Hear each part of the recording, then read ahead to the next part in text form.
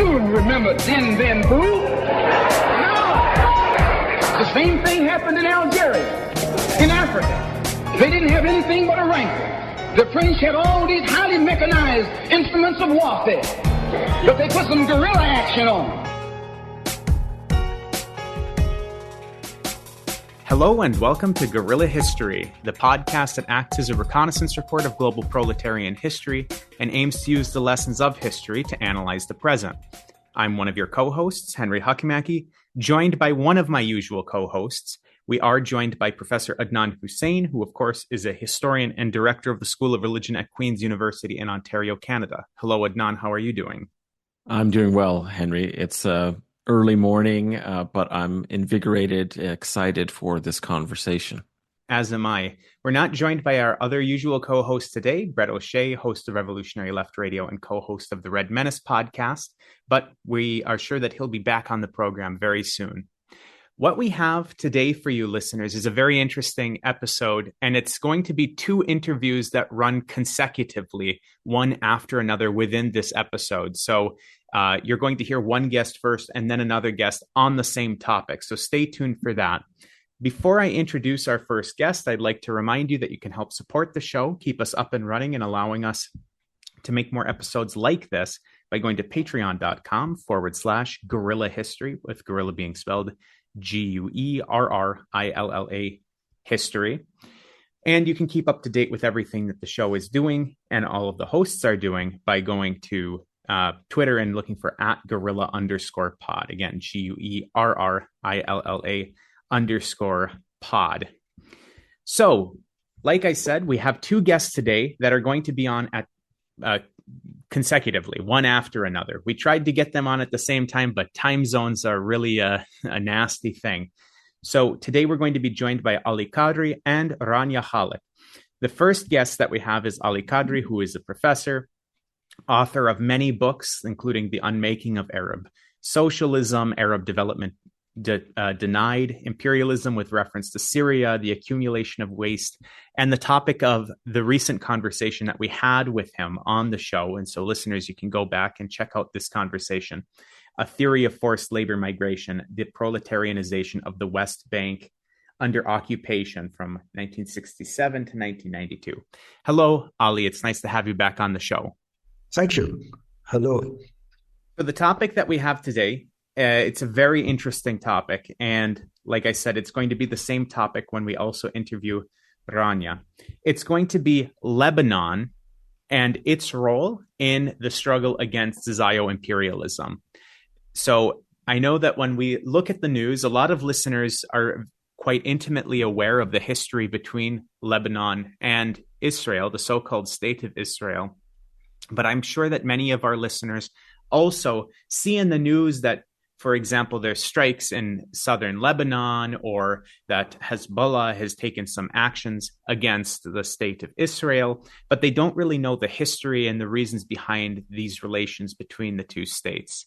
So I'd like to open this conversation, Professor, by asking you, can you give us a brief explanation into how Israel and Lebanon have related to one another? I know that in the early days, actually, the relations were quite good, like surprisingly good, but that changed, of course, over time. So a brief explainer on the overview of the history, and then maybe we'll dive into each of those historical periods and how that relationship changed over time.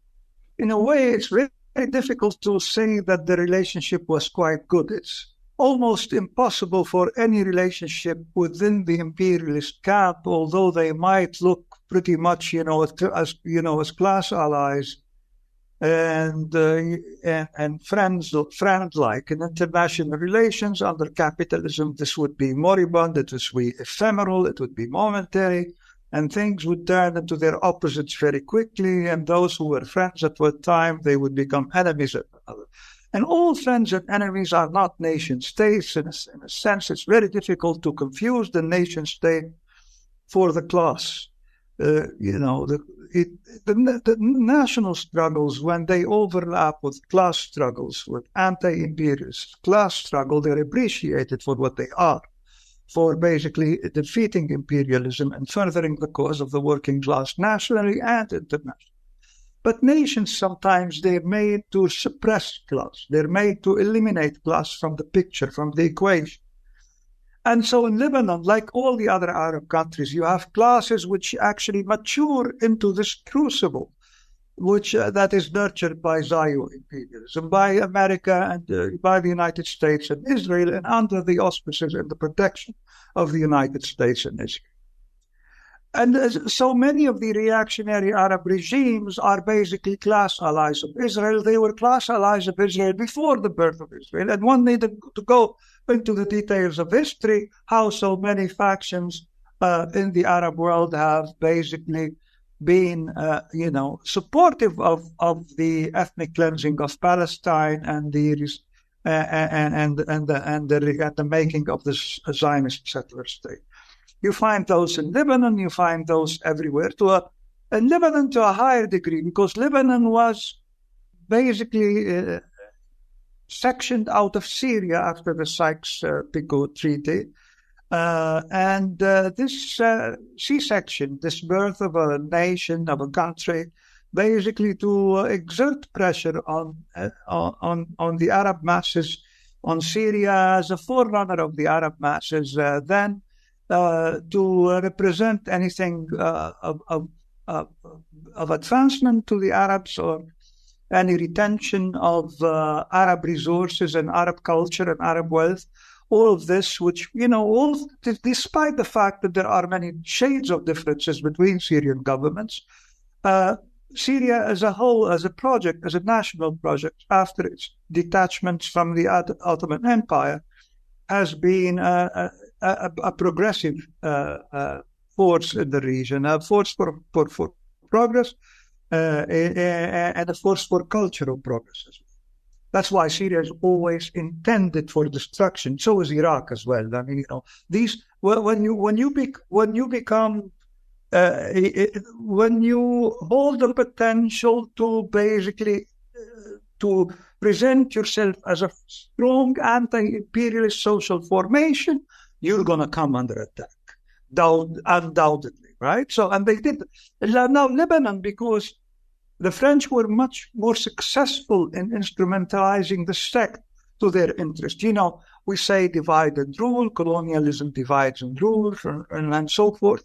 But capital is also divide and rule. I think before this conversation, we were talking about capital, and we've arrived, at a sort of understanding that it is a relationship of exclusion. People make things, produce goods, produce things, make things for their own benefit. Somebody takes those things and, makes them bad and sells them for his own benefit. And the majority of people don't benefit from that. So capital is in the exclusion of the majority from their products, from their social product. And basically, as of late, and I have, as everyone notices, and as I've written, people have come to produce things which are bad for them and consume the things that are bad for them as well. So there's this waste cycle that's, taken over the consumerist standards as well. Now back to Lebanon. And Lebanon, as I said, the French and the British the French managed to put their hands on Syria, and the British on Iraq and Palestine and Jordan. When the French took out Lebanon, they've had a minority sectional group of made up of Eastern Catholics, the Maronites, which inhabited Mount Lebanon, which is a very small part of Lebanon as it is now, and that part has always been sort of ever since the history has it, and there are many manifold stories here. But when the Levant, the Mashriq, the Levant is a pretty pernicious word. When the Mashriq, this area of Western Asia has always been known for silk production, and the silk production is also, it's infused through the long Silk Road to China. This silk production came, and silk production and silk fabric production as well. Now the the French have their silk factories in Lyon, and what they've done is they've changed the land laws and the property laws of Lebanon to make the peasant, the non-owning peasant, a titular holder of land by the amount of mulberry trees that they grow and other cash crops probably there are. So basically the story is very typical. You've had the Eastern Christian, not only the Christian, but many Muslims as well. I mean, because then that division didn't exist at the political level. It was pretty much still a cultural denomination. They had been involved in, they had been in subsistence farming, and they changed typically. This is, if you look up the history of capitalism in the developing world, you'll see cash crop being introduced, displacing subsistence crop. A situation where, the cash crop is no longer sellable and exchangeable for staple commodities, and the population starves.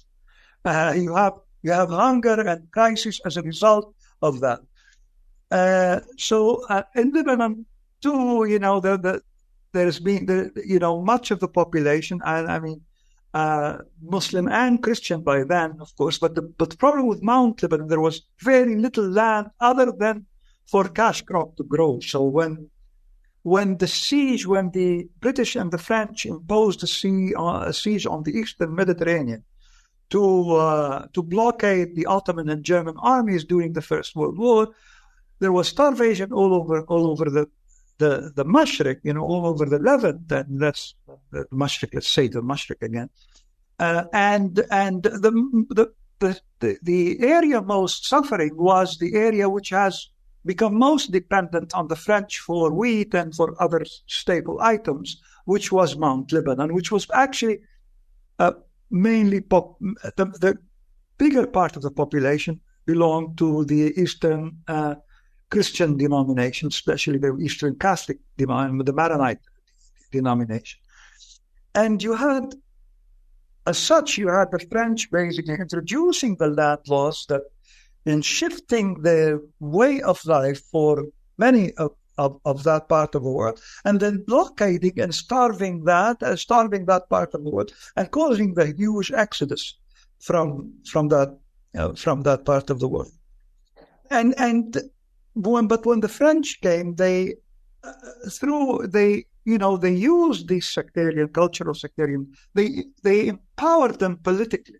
What they've done is they've instituted through the Constitution and through their rule the type of identity that separates. It does the work of capital best, that separates people from one another.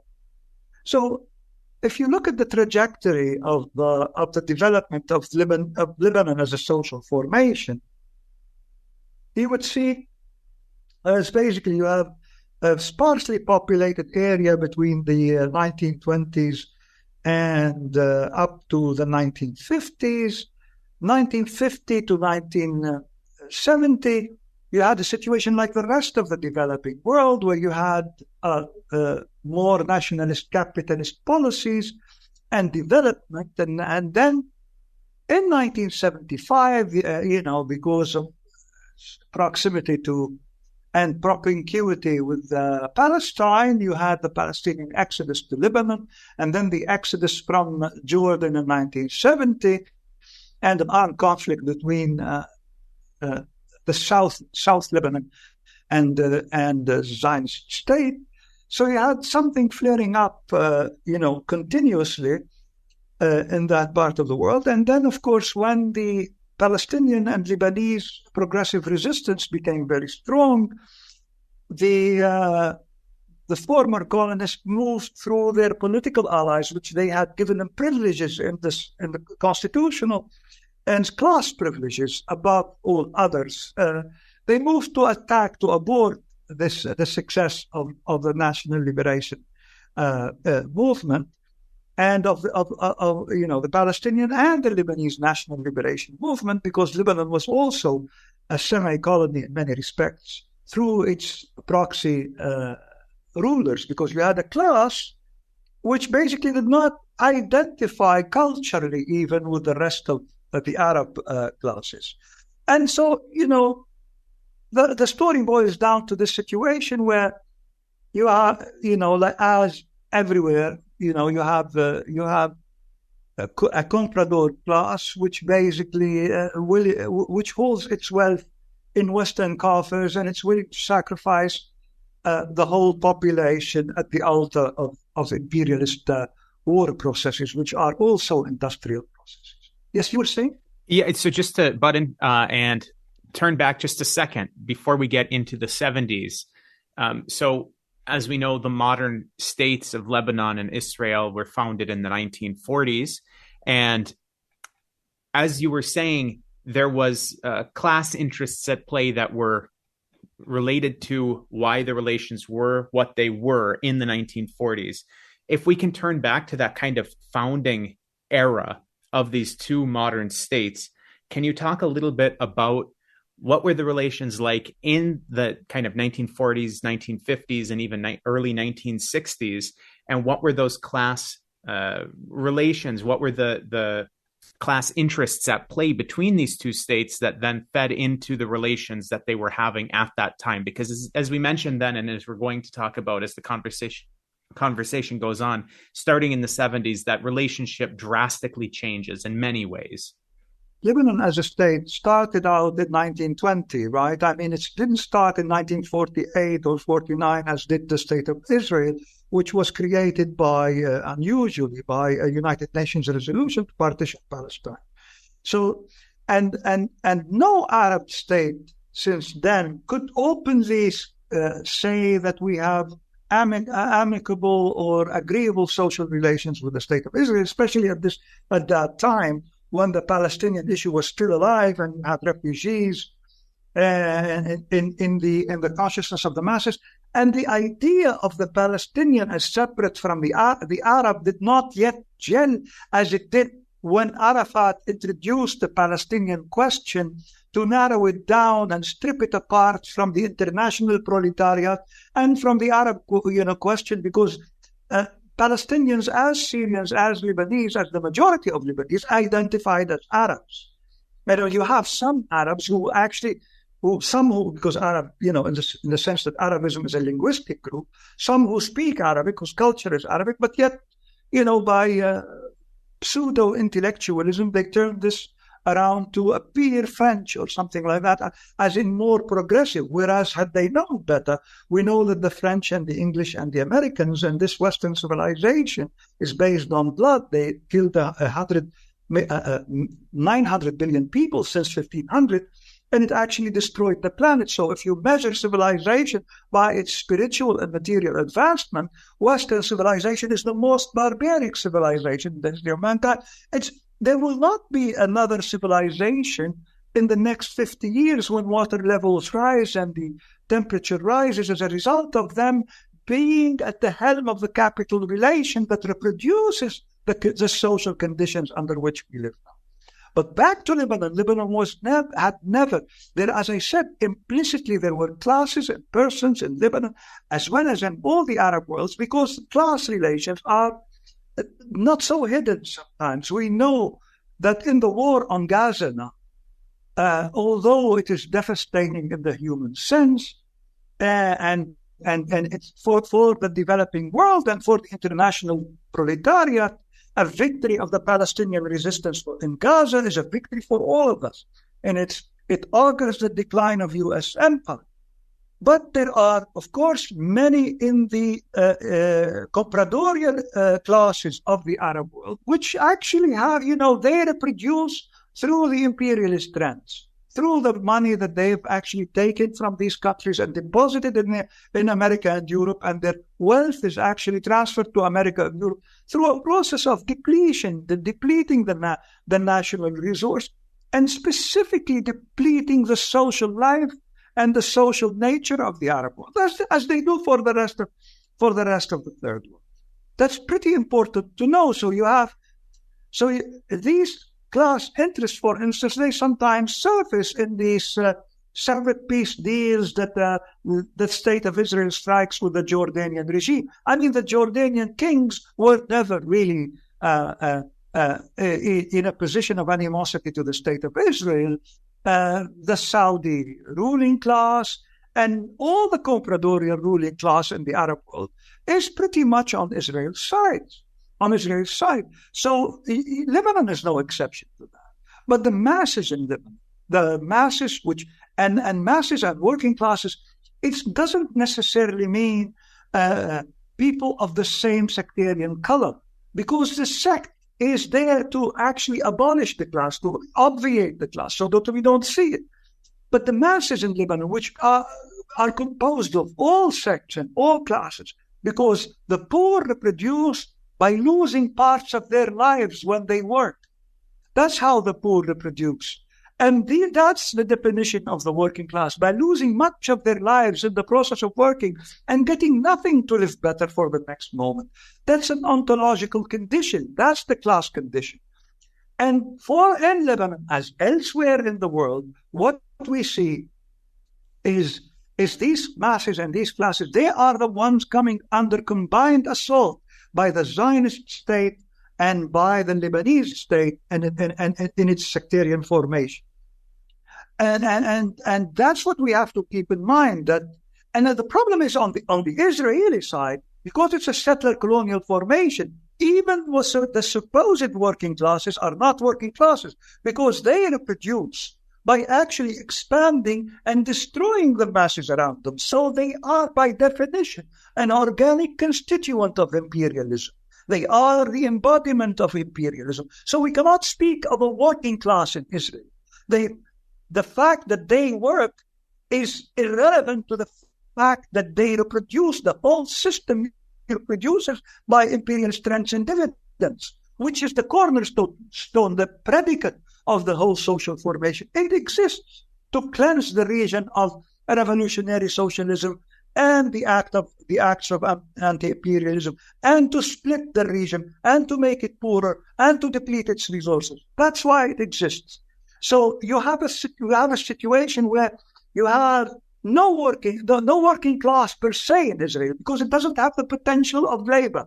The potential of labor exists elsewhere, where people who are making a living find it difficult to live longer lives because they're being killed before their times while they are making a living.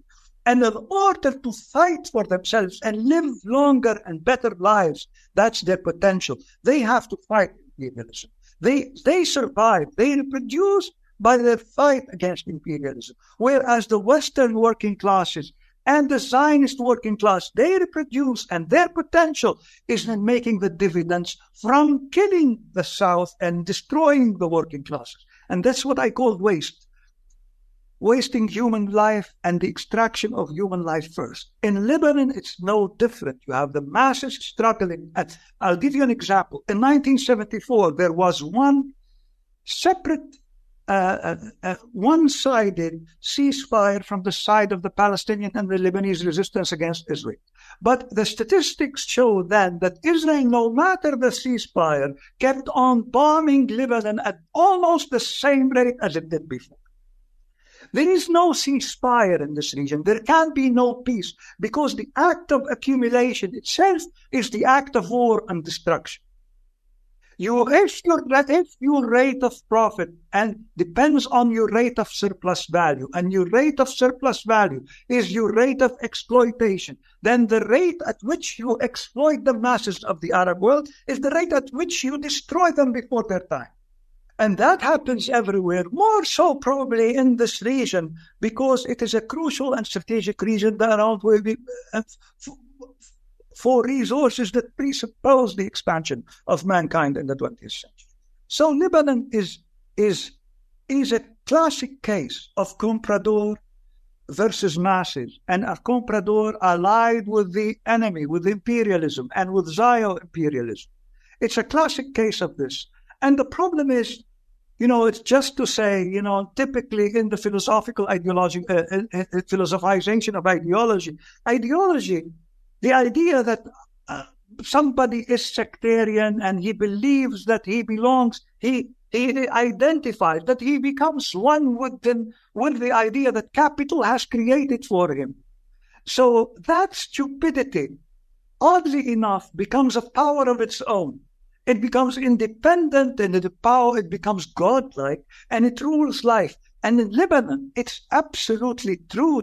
It has become absolute truth. So you see that through the sect, because the sect is the state organizes social reproduction and distribution through the sect, you have people who believe and educated ones who believe in the primordiality of the ethnic sect and the primordiality of everything. So, it's a pretty unmatchable case of ignorance in that sense, but it's not so much ignorance as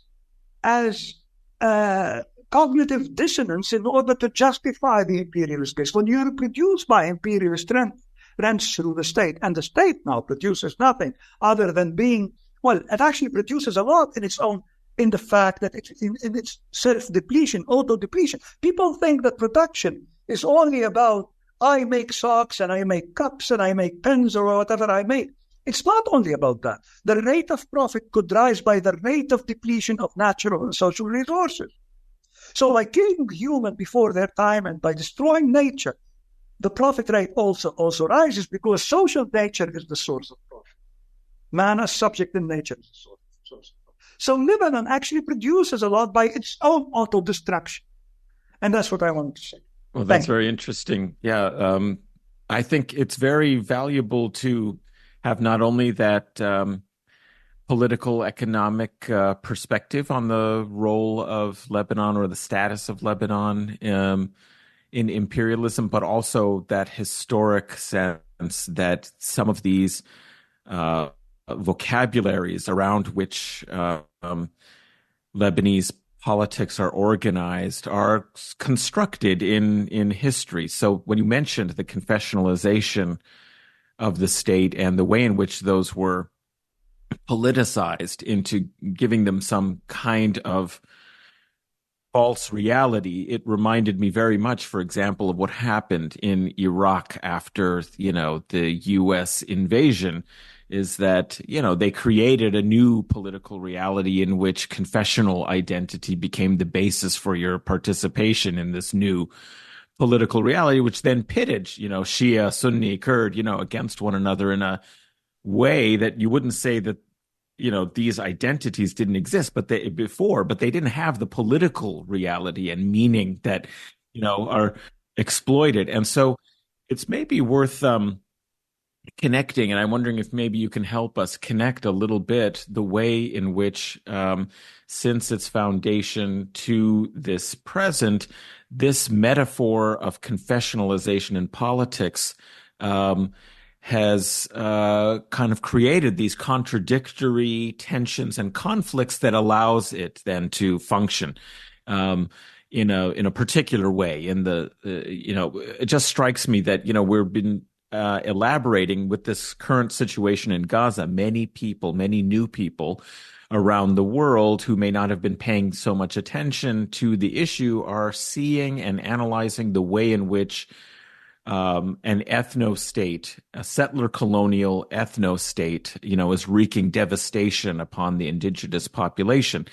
And although Lebanon is, of course, not a settler colonial state, it is one that was forged in its particular form out of a colonial kind of partitioning itself by the French to create something like an ethno-religious sectarian state where there would be a dominant political class, hopefully a demographic majority, if possible, at the beginning, but definitely a political reality that only envisioned accounting through its census that has never been done again to crystallize and instantiate in some kind of constitutional order a privileged ethno-religious kind of community that it tries to affiliate with itself. As you mentioned, the Eastern Catholic, there was a special kind of relationship where, this community is sort of cultivated and encouraged to cultivate a kind of sense of itself as specially connected with the French, so how that has in its earlier history, it was celebrated, as Beirut as Paris of the Middle East, as a kind of like friendly state to the West in, the 50s, 40s, 50s, and so on. But that has started to collapse. And the reason why, Lebanon has undergone so much turmoil and war is because the class realities of the, population have exposed and brought out, those contradictions at the political level, so that by the 70s, as you were pointing out, some of these things are taking on a new shape. And we have, perhaps this is where you can help people understand that some of the 1982 Lebanon war, and the Civil War. How would you characterize and portray this kind of set of conflicts within that imperialist order? Perhaps you can help us elucidate that period of history going forward. That's the immediate backdrop to the more contemporary period in the 2000s and and 2010s into our own era. Right. Thanks. First of all, this is a complicated issue, but I'm going to start by simplifying it and saying that looking at the exposed to facts, right? So where are we now, and what is phenomenal before us now? I mean, we now have a Lebanon in tatters, right, socially and economically and so on, and it is being aggressed every day, almost at unbearable rates by Israel, and of course, and so you have a situation where. When something like that happens, you have out-migration, you have immense out-migration out of the country, and you also have, the best indicator of development is life expectancy. We've seen life expectancy plummet as a result of the recent, the Lebanon was a bit shackled with shady finance and made to collapse, and wages dropped something like 90% in some cases at least. When the country depends a lot on imports, it practically imports a tenth of what it exports, and it exports a tenth of what it imports, and so you have a situation of this nature. Yet it's again, its contribution to the global cumulative processes through a process of self-destruction, through depletion of resources and depletion of manpower. Human resources and natural resources as well. Human is natural as well, so you have social natural resources. So how did we get here? So the confessional system is a form of class power, just like democracy in the West is a form of class power. The confessional system is the comprador's form of class power, and that comprador is articulated with its former colonial masters. So it is a sort of the sieve that lets out just enough to maintain both the external bourgeoisie, the greater financial bourgeoisie, and the smaller its partners, its partners in Lebanon. You have a sort of situation which reminds of Hamza Alavi's notion that some bourgeoisies in the developing world auto-destruct, and I may add, they don't auto-destruct simply for the sake of auto-destruction. They auto-destruct. The act of auto-destruction is itself an industrial process. So you had the period between 40, 50, and 70, something like this, where Lebanon had made significant gains. That wasn't actually, an aberration in the global South. If you recall, the global South altogether, that was called the Golden Age, where many people implemented nationalist capitalist policies. They retained, they clamped on the flow of resources. They industrialized, and they retained their national base, and everybody did well in that period, irrespective of whether even those who claim to be socialist and those who claim to be capitalist. When you cut the vessels to the outside world and keep your resources inside and make them work for you inside, you are going to do better. But when you open up willy-nilly and let financial capital takes hold of your real economic cycle, then you're not going to do very well, because naturally those who had invested in the process want to make a profit, and they'd like to take their profits abroad where it's much more secure in AAA bonds and better for Western financial markets. So you have a situation where things, have gone so far, and there's so in this region, I mean, one has to look at Lebanon always from the outside in. In this region, how does this region contribute to global accumulation, of which Lebanon is part? It contributes through two intertwined channels, oil and war. And you can't have oil without having war, right? And so Lebanon is in this proximity of oil and war, and it's in this power play to control both the war and the oil, because the war is, as an economic process, it's maybe primary and more important than the oil process. The thing itself doesn't do things, but the power that emanates from victories in war and from the devastation of war is far more important to the class relations, which is imperialism, which goes on to restructure the whole process of accumulation afterwards in favor of the imperialist center, right? So what we have in this situation is Lebanon is involved in this de-development process, this reverse development process that has undertaken all the region. So if you look at you don't have to be an expert in economics to know that this region is either at war or in severe poverty. Egypt is in severe poverty, Syria, Iraq, Lebanon, Libya, Sudan. You have, with the exception of Algeria, because it has a sovereign state, an anti-imperialist sovereign state, it still holds together, but many, of course, in the West are conspiring to make sure that it disappears.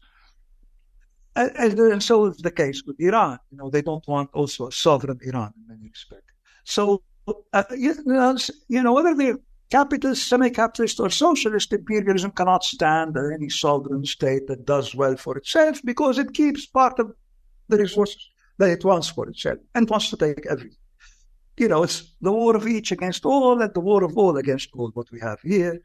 So there is no such thing as friendships in this process. Just a brief comment, Professor. So one of the things that you said is that the imperialist world can't tolerate even capitalist states that operate independently. That's because we have to remember that this is a system. It's a world system that they're in interest of maintaining, and not necessarily the economic model of individual countries. It's not about this country is capitalist, this country is socialist, this country is semi-socialist. It's about whether or not those countries are playing by the rules of the world system that the imperialist powers have constructed. And if they are willing to play by the rules of that system, it doesn't matter what economic system they function as internally. It's about whether they play their role in the world system. We have to think more systemically rather than, okay, well, this country is socialist and this country is capitalist, so surely the capitalist country is going to be friends with the imperialist country. No, it's about whether or not they're subservient to the imperialists or not. No, absolutely no. There's what capital and capitalism and imperialism is much smarter than we think sometimes. And the rule that they play with is the simple rule: is I want to maintain the rule of capital, no matter at which cost. If I make an economic loss in the process, it's okay, so long as I maintain the rule of capital, the rule of its ideas, the rule of its institutions, and these are all the representation of the fundamental, abstract, and universal relationship which is capital. That's for sure. I fully agree. But I was trying to basically concretize the point by saying, it doesn't accept anyone playing outside the rule. Well, and this rule is I'm going to keep more for myself to do better. And if I do better, I will compromise my working class may do better, may develop ideas that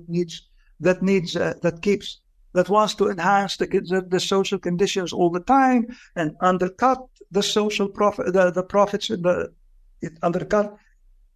take a big cut out of the social product over the long run and undermine the rates of profits. And that's something that the rules are made to service. So true, we have the rules and the primacy of politics, but they must in the end, well, that's why we say economics is determining in the last instance. They must in the end at least make sure that the profit rate is going to remain buoyant or at least positive and things like that. And these guys didn't, anyone who wants, in macro accounting, anyone who wants to keep a little bit for himself is going to be doomed. But it's just this period, which was particularly obvious for the Third World. The Third World had this period of 50, to 75 or something like that, where everybody's done well. We call it the Golden Age. And then we have the Leaden Age, where we have growth rates, which under neoliberalism, which haven't gone well until now, of course. And Lebanon has both experiences the double impact. The first, the fact that it neoliberalized, and it had war as well. I mean, the war, neoliberalism is a sort of slow war on the poor. It takes away their hospitals, it takes away their schools and things like that. Or you could have a war supported by the Western Hemisphere, which actually destroys the human that's supposed to go to school and destroys his infrastructure, it destroys the base of his social production altogether. So it's neoliberalism on speed, so to speak. It has the same effect. And Lebanon has experienced that neoliberalism on speed. And by the time the Soviet Union collapsed, you needn't tell people to basically harm themselves, but they did, then the victory of the ideas of capital, that the market solves everything in the market, had become sort of a mantra for everybody. So you didn't need much, you didn't need to tutor anyone into what to do.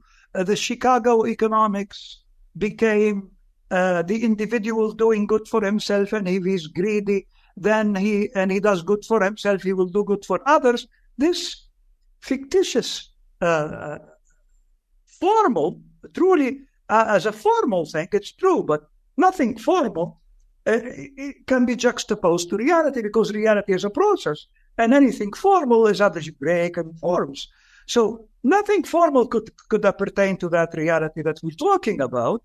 And what has happened is, of course, you've had an extreme model of expropriation of the poor, a depletion of the public sector, a depletion of the universities, of the schools, of the hospitals. And you had the waste share in Lebanon declined from about 50% to about 20%, almost, or 25% after the Syrian refugee camps, because then by magnitude, you had about 2 million people who increased the size of the working class, which was no more than 2 million people itself. So we doubled the working class overnight. But the Syrian refugees were eating so poorly that they increased the waste share but by a mere 5 or 6%.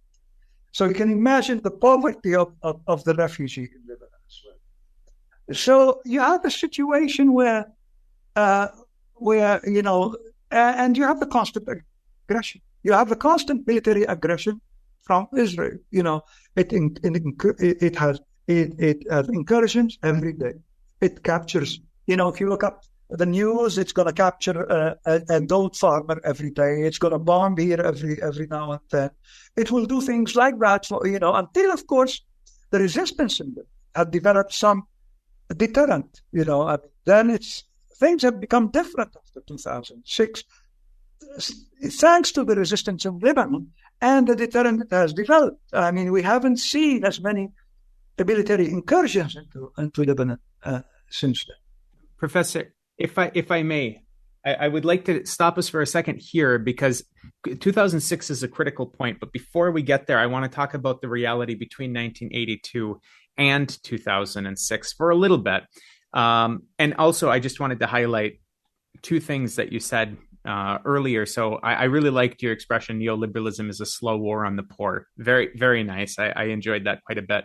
But one thing that you talked about quite some time ago was the imbalance between imports and exports in Lebanon. And just to underscore the point that, again, Lebanon was constructed by colonial powers, and this intentional manufacturing of an area that has a dramatic imbalance between imports and exports is a way of exerting pressure on this population by the imperial powers, the colonial powers that constructed it in the first place, by maintaining their subservience to the system that they have to rely on for many of their imports. So it's worth, keeping that in mind as well. But turning to 1982, I know that Adnan had mentioned briefly the war that took place in 82. If you can, Professor, take us back there for a moment. Talk about the class interests that were at play, what happened in 82, why that happened in 82, and then what the reality in Lebanon was like between 1982 and 2006, which you mentioned a little bit, constant incursions and etc. And there was no real resistance that was viable at that point until 2006. So from 1982 to 2006, what were the class interests and what was the reality? Right. I mean, you see, the Palestinian resistance, which was the spearheading, the Arab resistance, had a problem with factions in the leadership of the Palestinian resistance, which are geopolitically governed by the rents that they receive from Arab reactionary regimes. So you had a revolution which was funded by petrodollars. And the petrodollars with which it was funded were meant actually to disembowel its revolutionary spirit. So it was entering into Lebanon in 1982 was almost a cakewalk for Israel, but in 2006, it wasn't the same. Although compared to 2006, the resources that were present there in 1982 were quite significant as well, either military resources relative to those times and financial resources. But the factions that were at the head of the Palestinian and the Lebanese resistance, some exceptional in the Palestinians and the Lebanese resistance, you had a situation where it became more of a rent-a-revolutionary type of resistance rather than a truly committed revolutionary resistance. And that's the mark of failure. That's because the Arab regimes who were funding these people from their petrodollars were actually close friends of Israel and the United States rather than foes.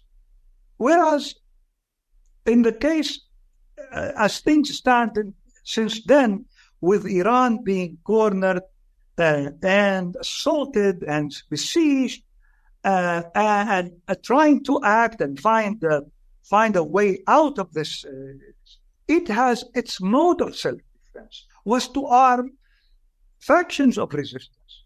Some say, it's only armed the Shiites. That's not true. In politics, there is no such thing as I arm only whoever is like me in identity.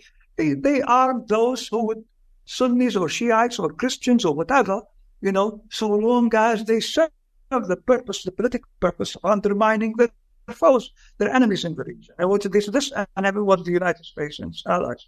And so with that in mind, the resistance in 2006 and since then, since 1982, the resistance was very strong in South Lebanon. You had first the the Soviet and the communist resistance and the secular resistance, and then you had, when the Soviet Union collapsed, the country is always under aggression, right? So the population, the masses in the South, is always anti-Israeli because even if you don't aggress, they will aggress you. Because their mode of expansion and their mode of accumulation is that aggression. And it's because, again, it's exponential. You need to aggress more and more in order to make more profits. Because this is a system that actually lives off wars and the proceeds of wars. So you have a situation where the Lebanese resistance from 1982 onwards has been, anyways, what I'm saying is that Israel should not have walked easily into Lebanon, nor into the Golan Heights, nor anywhere. Had there been popular resistance, had people adopted the norm of people's war, the law of people's war, arming the proletariat, arming it with ideologically, arming the materially, arming its human security, and arming it in militarily as well. When you have that synergy, you have a successful, and you have this the long stay power. Then you have the success that we see now in the resistance. And the model of South Lebanon has been a model for Gaza, and it will be a model for peoples elsewhere around the world. A successful model of people's war, which is actually also modeled after the Korean War and the China War and the Vietnam War and every other people's war around the world that has fared well in the struggle. So Lebanon, as I said, doesn't export a lot. It exports very little, a tenth maybe or 15% of what it imports. But again, that doesn't make it had always this problem. It had always received money from abroad to bridge that deficit between its exports and imports and make money and actually earn profits for its own nomenclatura financial class and for the financial class far afield, because you have to remember that this is a war economy. And when you have a war economy, since 1975 it has been a war economy, it actually produces two things. It produces, first of all, it reduces the society. Society lives shorter relative to what it could live at the time with which it exists. And because of that difference, you spend on society less over that time of its life. So you have a lot more left for you. So if you spend less on hospitals, less on schools, you'll have more of the social product going to the guy who wants it, right? Now, you also have that's one thing. You also have another thing. When you establish power, when imperialism, Israel, Zionism, and the comprador, and the Arab comprador, the Arab reaction regime, which make part of the same social fabric and part of the same social class relationship that governs the region. They're going to make money out of it too, right? Let's put it in very simple terms. How are they going to make this money? They're going to make this money because they belong to the same financial nomenclatura, global nomenclatura, which actually governs the reproduction of the globe. And if they're more powerful in this region as a result of the destruction of the masses and disempowerment of the masses of this region, they're more powerful everywhere. They'll be able to take things from everybody in Africa for cheaper prices, take humans for cheaper prices, fight wars with more certitude, and so on and so forth. So the power mesh that they make out of the destruction of the people is pretty much going to make their life easy, not only in this area, but elsewhere. So they need to be in control, they need to be hegemonic, and that's why they're called the hegemon. Because all the money in the end from the rest of the world is going to flow through the dollar to the United States Treasury. And in Western financial markets in general, right? So you have that process where people's lives are being liquidated in order to make more liquid the money that is generated from war to go to the center. And it doesn't go only from Lebanon, since Lebanon is in a crucial region, the power repercussions, the class power repercussions from the control of this region are so profound that they can appear and they can become powerful throughout. That said, so you have what is happening, and so how do we then measure the revenues, what the money that that accrues to finance capital, the profits, the usurpation, the surplus drain that accrues to Western capital and to its allies in the region. This is a cross cuts and this crisscrosses all ethnicities and nationalities and things like that, because the world is a single factory which produces. When you think of that, then what is the production of Lebanon? What is the industry of Lebanon? What is it producing in relation to the money that Lebanon is creating abroad and creating for itself? What is the production is this process of auto-destruction. The Lebanese, because of their sectarianism, they auto-destruct and decline altogether, differentially, of course, according to class status, but the whole social environment and society are declining. There's no water, no electricity, plastics everywhere, trash. It's an appalling case of auto-self-decimation. So what you have here is a people who are, altogether experiencing the malaise at different degrees relative to the class strata to which they belong, but they are all have that very depletion of their lives and their nature is the industrial process. It is that war process of that they are being decimated by this combination of neoliberalism and war, which are both war against the social being, against society, and which itself, the auto-depletion of the natural and human resources is the industry. By how much they destroy themselves is the rate of profit they generate to the Western Hemisphere and to their comprador. The rate of auto-destruction is the rate of profit. Right. In a sense, right? In a sense, yeah. So in that context, I guess my question would be, how do you frame and characterize the resistance in this? So,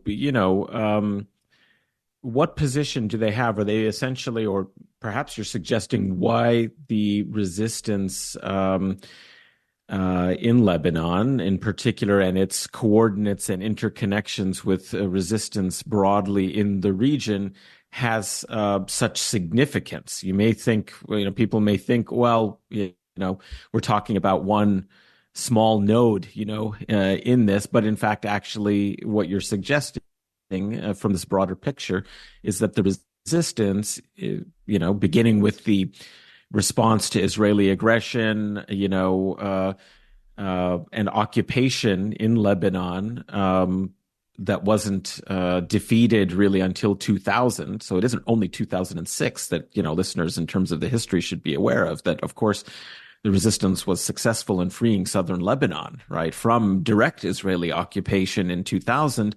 And it was the attempt of Israel, in the conflicts that began with bombardment in Gaza, but then widened, was seen as an opportunity to perhaps to reconstitute, Israel's control of the South, and that was successfully defeated since 2006.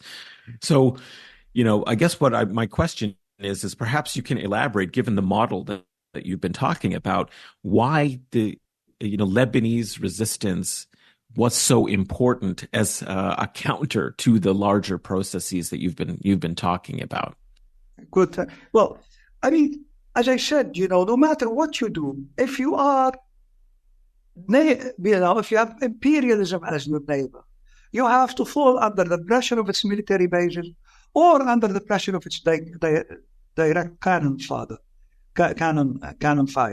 So, when imperialism expands by war is the pillar of the expansion of imperialism.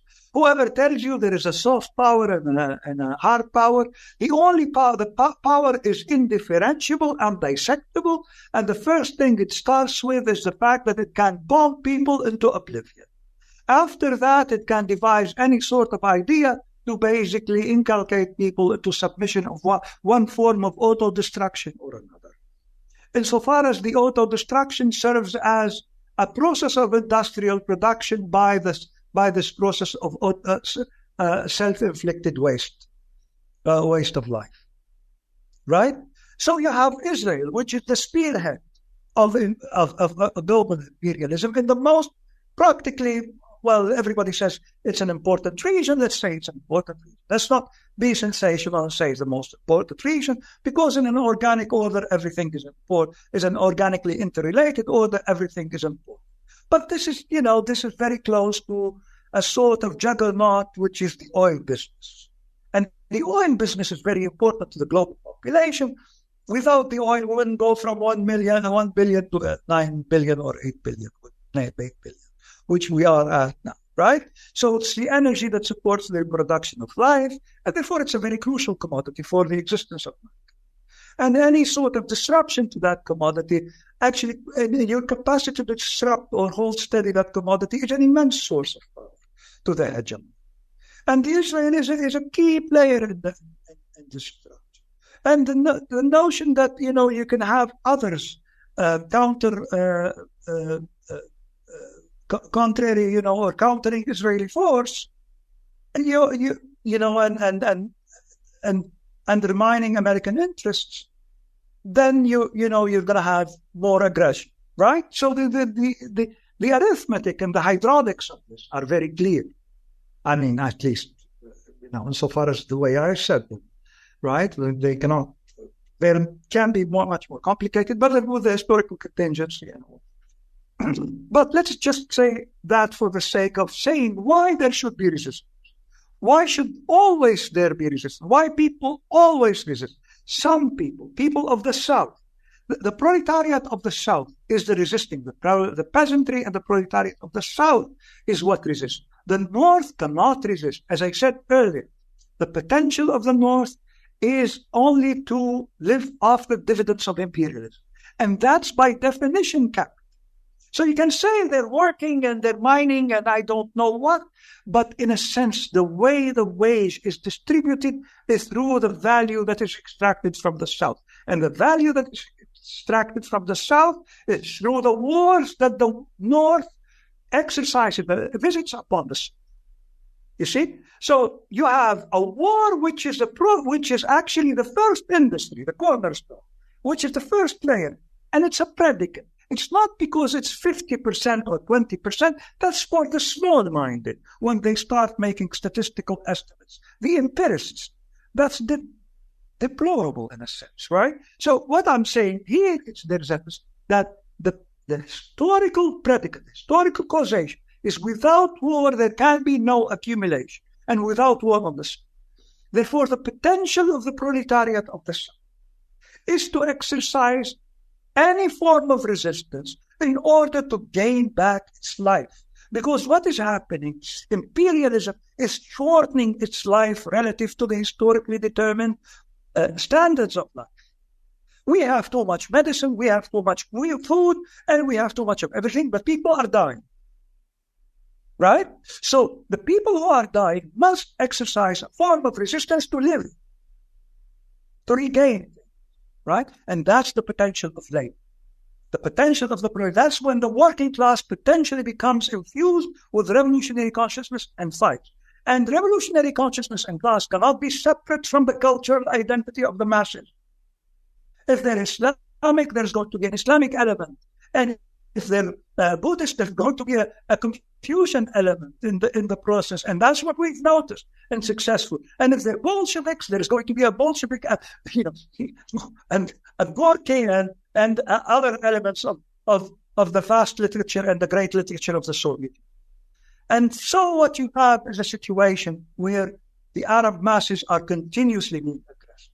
The problem with the Arab masses is the alternative revolutionary thought. We lack an alternative revolutionary thought because Western Marxism, which has been co-opted and enlisted by the powers of the center to abort the revolutionary process, has polluted the Marxist-Leninist parties and working movements down south.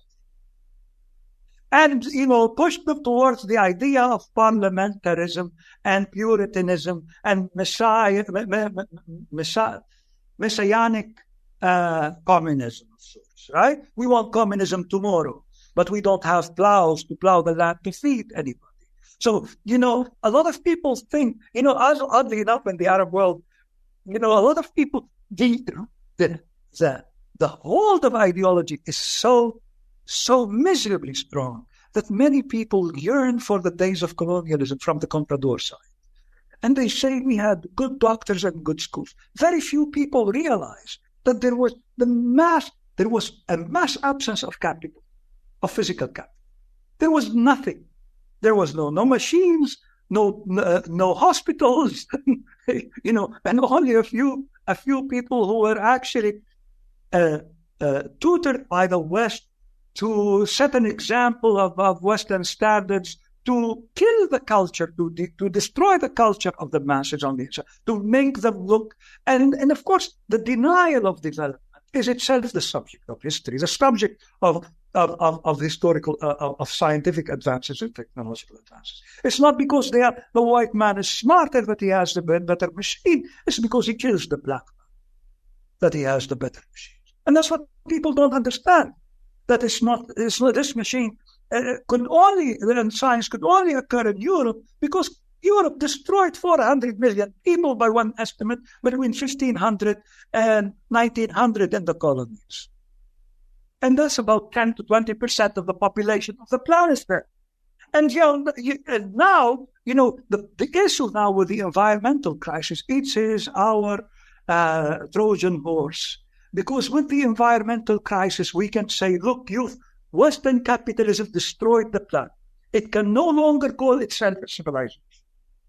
That's what we are at the pinnacle, and especially with China rising, and the Chinese Communist Party in command of the way things are happening. We have a counterbalance to the hegemony, and that's going to work in our favor.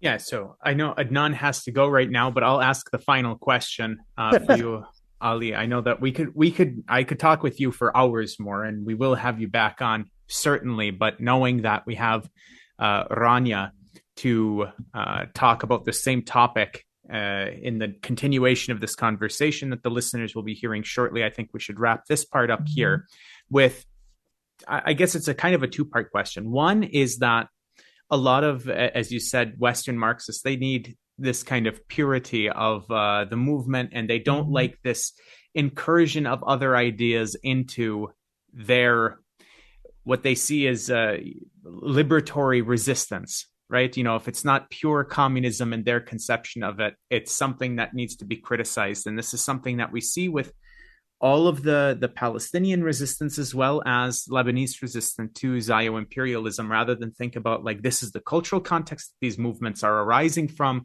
This is the role that they play in combating imperialism, Zionism, Zioimperialism, and saying, our conception of what communism may be would be different than what these resistance movements are fighting for, but we have to take these as the role that they play within the context in which they're operating in. And this is something that we see in the case of Lebanon and Palestine quite frequently. So I'm just going to put that on the table and then also allow you, here's the second part, to say anything else that you want to help the listeners contextualize this relationship that we're seeing between Lebanon and Israel. As we're recording this, listeners, on the 12th of December, every day in the news, we see something new about what is happening between Lebanon and South Lebanon particularly, and Israel. So is there anything else that you would like to put on the table for listeners who are thinking about what they're seeing in the news between Lebanon and Israel to help contextualize that situation that we haven't already touched on in this conversation? So we have the 7th of October situation, right? So we have these refugees who are living in an open prison. There is a resolution, a United Nations resolution 181, which calls for their repatriation, the right of return. They have to go back to the villages and home, and they have been fighting a war against occupation and the war for the right of return to their homes. And so this war, it didn't start the 7th of October. Israel is always bombing Gaza, is always besieging Gaza. The 7th of October, they managed to break through the technological barrier. They broke down the wall, and all the American given super technology, and they managed to take some prisoners in order to. It's a war of national liberation. They were conducting a just war of national liberation, and they managed to take them some prisoners because in Israeli prisons at one time, I recall, there were in the Israeli prisons sometimes 10% of the labor force. I know that much at one point. They've held 10% of the labor force in prison, the Israelis, throughout the years of occupation, apart from the fact that they have stranded the whole population by ethnic cleansing and massacres as of 1948. So in this just war of national liberation that is occurring, the fragility of the state of Israel came to apparent, that the technological supremacy itself is no longer sufficient to basically fulfill the Jabotinsky thesis that we have to keep on beating them up all the time, because these are not like Papua New Guineas, the Papuans. Then they will fight back. They are a cultured people, the Arabs, and they will fight us back all the time. And in that sense, we'll be serving the empire, because the empire wants to beat the Arabs, so will be the club of the empire continuously, because we also have a threat. We're not going to be able to stay here if we don't beat them all the time and we don't acquire the technological supremacy. So it's a recipe for constant war and aggression against the Arab world. That's why the West supports Israel so much. And they say it's a better investment than anything we've made. And as soon as that happens, you have the fleets come, right? Two carriers, the British, the Germans, basically, unashamedly, every one of them had a Nazi forebearer at one point or another. And they still speak like Nazis when they speak about this two-state solution, and so on. So it is chauvinism, which is, become very on public display. And they came and but the resistance in Gaza is not separate from the resistance in Yemen and Syria and Iraq, where, these nations were devastated. If the death toll in Iraq is in the millions, the death toll in Syria is in the hundreds of thousands, plus half the population displaced. The death toll in Yemen is 250,000 at least in some estimates. So you have, if you think about since 1990, in some estimates, it's 4 to 5 million people who died in this war on terror. So you have a region which is devastated by the United States and Israeli. What are these people going to do? They might have some differences, but they're going to unite forces against the common enemy. And the resistance in South Lebanon engaged the Israelis in a limited war in the north. And a limited war because it knows and others, and the Yemenis engaged in a war as well. In Syria, Syria has been bombarded every day at least, And you have by the Israelis, and you have the Iraqi resistance also engaging, the American bases in Iraq as well. Well, Iran has not yet been engaged, but Iran is a different story. It's too big and too powerful for this region, and it's even too powerful Israel in some estimates. If you hear the experts talk about how, in the end, you have the Islamic world, which is powerful enough, if you include Turkey. And not the regime, but the aspirations of the Turkish masses in support of the Palestinian masses, of the Arab masses. And you have this, and you take this into consideration, then you have a different structure of power. That's why you need these warships in the region. So the idea they must redress, and they say that openly, we must redress, the power of our proxy in the region.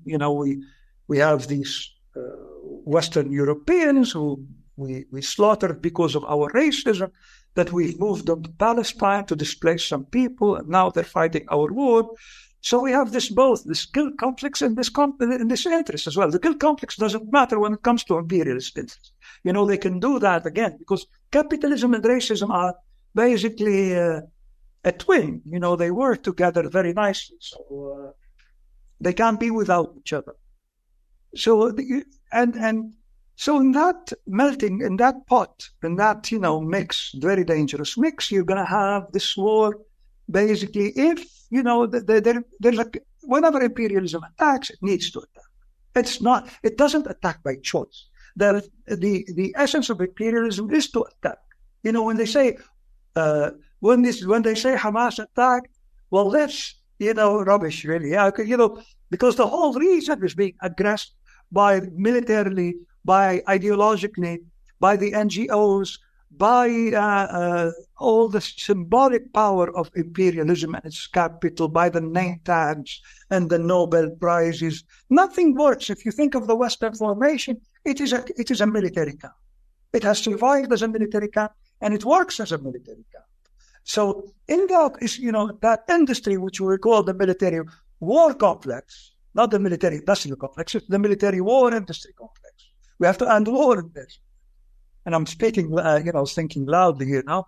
But you're going to have, the region coming together, tying up forces, galvanizing, mustering resources to fight a war against imperialism. Imperialism cannot win. There is no way they're going. No settler colonial, unless the settler colonials exterminate. They're successful in Canada and America and Australia. Why are they successful there? They weren't successful in South Africa. They didn't kill them.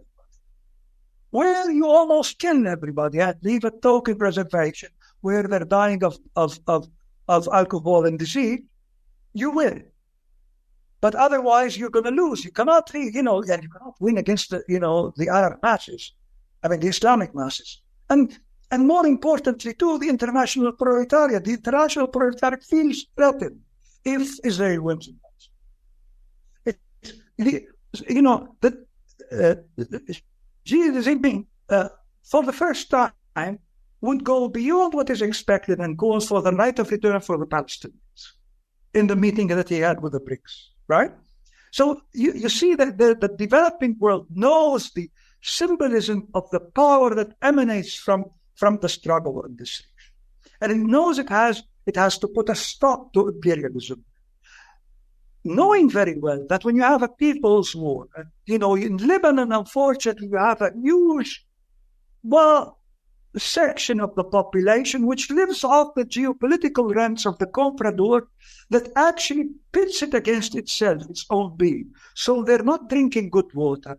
They don't have electricity. They have nothing, which is the case of the developing world altogether. But in a worst state scenario in the case of Lebanon, and yet they're willing to fight the other guy because he is with Iran or with Syria or something.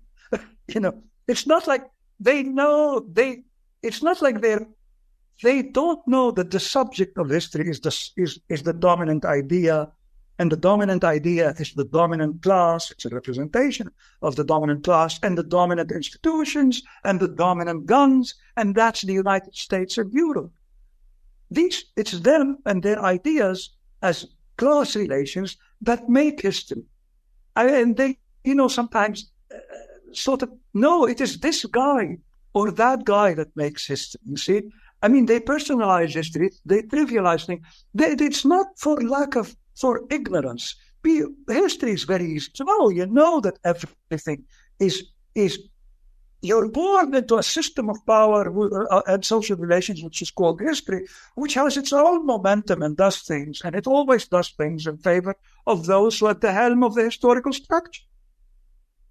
You're born into that, and they know that. But yet they're going to say it is the guy who did that president or that chief or that tribal leader or something. They personalize it. They ascribe supernatural power to some guy, which is like, but they do it for a reason. It's because they're not really producing anything but the war they make against each other. That's so you are involved, your way of life, your mode of production is a mode of waste. You waste yourself and others. And that's how you make things. Your very death and the very death of your environment, which causes your very death, your premature death, is itself the item on sale. And it's itself the item that is going to seep and produce the usurpation of the surplus that's going to go to empire. That sort of system, could last so long as its ideological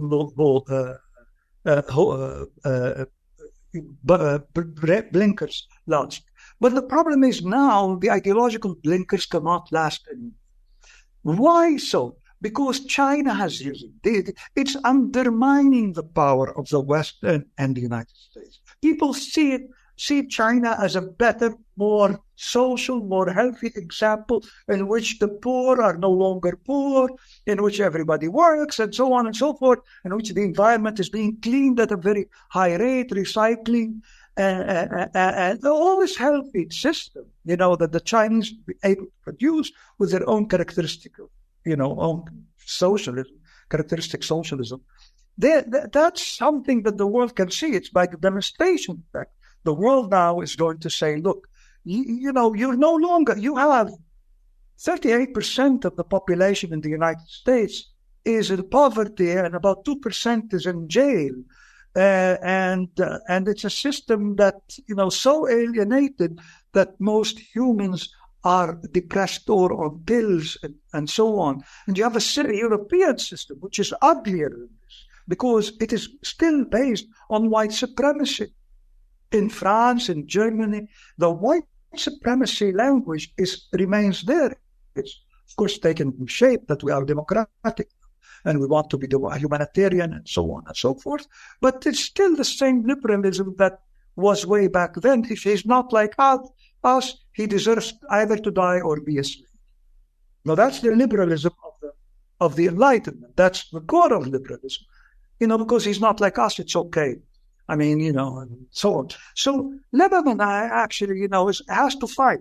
The more rational side of things is they have to fight in self-defense. The Palestinians have to fight in self-defense. They have to fight in order to have better sanitation, better electricity, better lives, live a little bit longer and better, and not seeing their children and either go as dishwashers in the north and or die early in the war and poverty of their own homeland.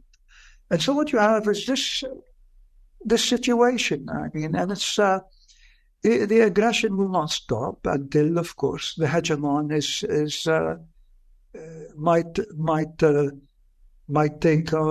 might assume a crazy character and do something unthinkable. We'll have to see. I mean, in the case of North Korea, we know about a quarter of the population in Korea in the Korean War was obliterated by the Americans. And so it's not like we are unaware of, now maybe we're up to 2-3% of the Gaza population that's been already killed by the Zioimperialists, and you could have much more of that in Syria and Lebanon and Iraq. So, altogether, out of the population of the region, you probably have between 5 to 10% that have been annihilated by imperialist wars.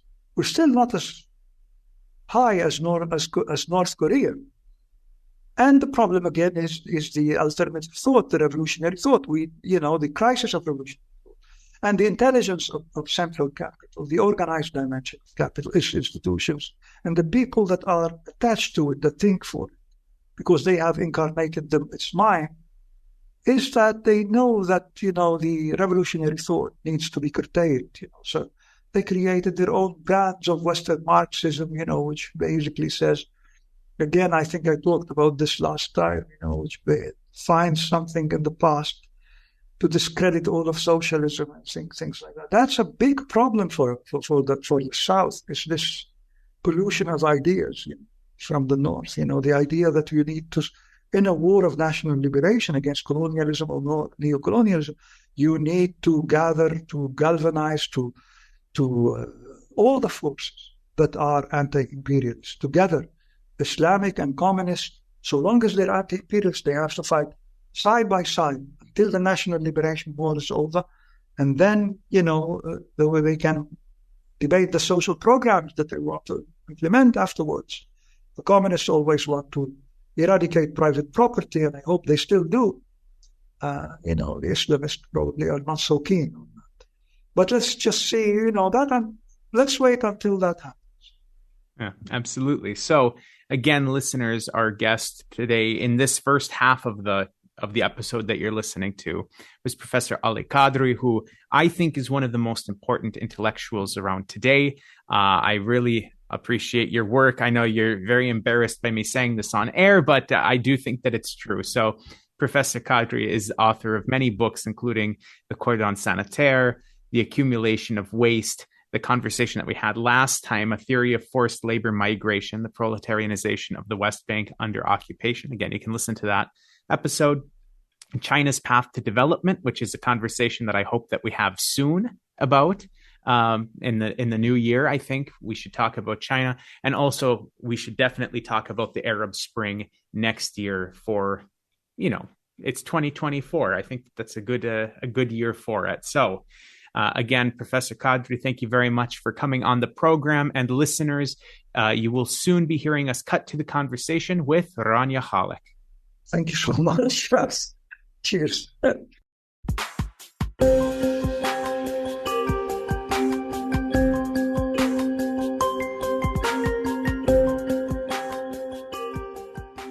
And listeners, we're back on Guerrilla History. As I mentioned previously, we had just wrapped up our conversation with Professor Ali Kadri, and now we are turning to a conversation which is taking place a couple days after with the esteemed journalist Rania Khalek, who, of course, you can find her work at Breakthrough News. You can find her written work all over the place. Her website, Dispatches from the Underclass. Of course, everybody who's listening to this show is probably familiar with Rania's work somewhere or another. So it's great to have you on the show, Rania.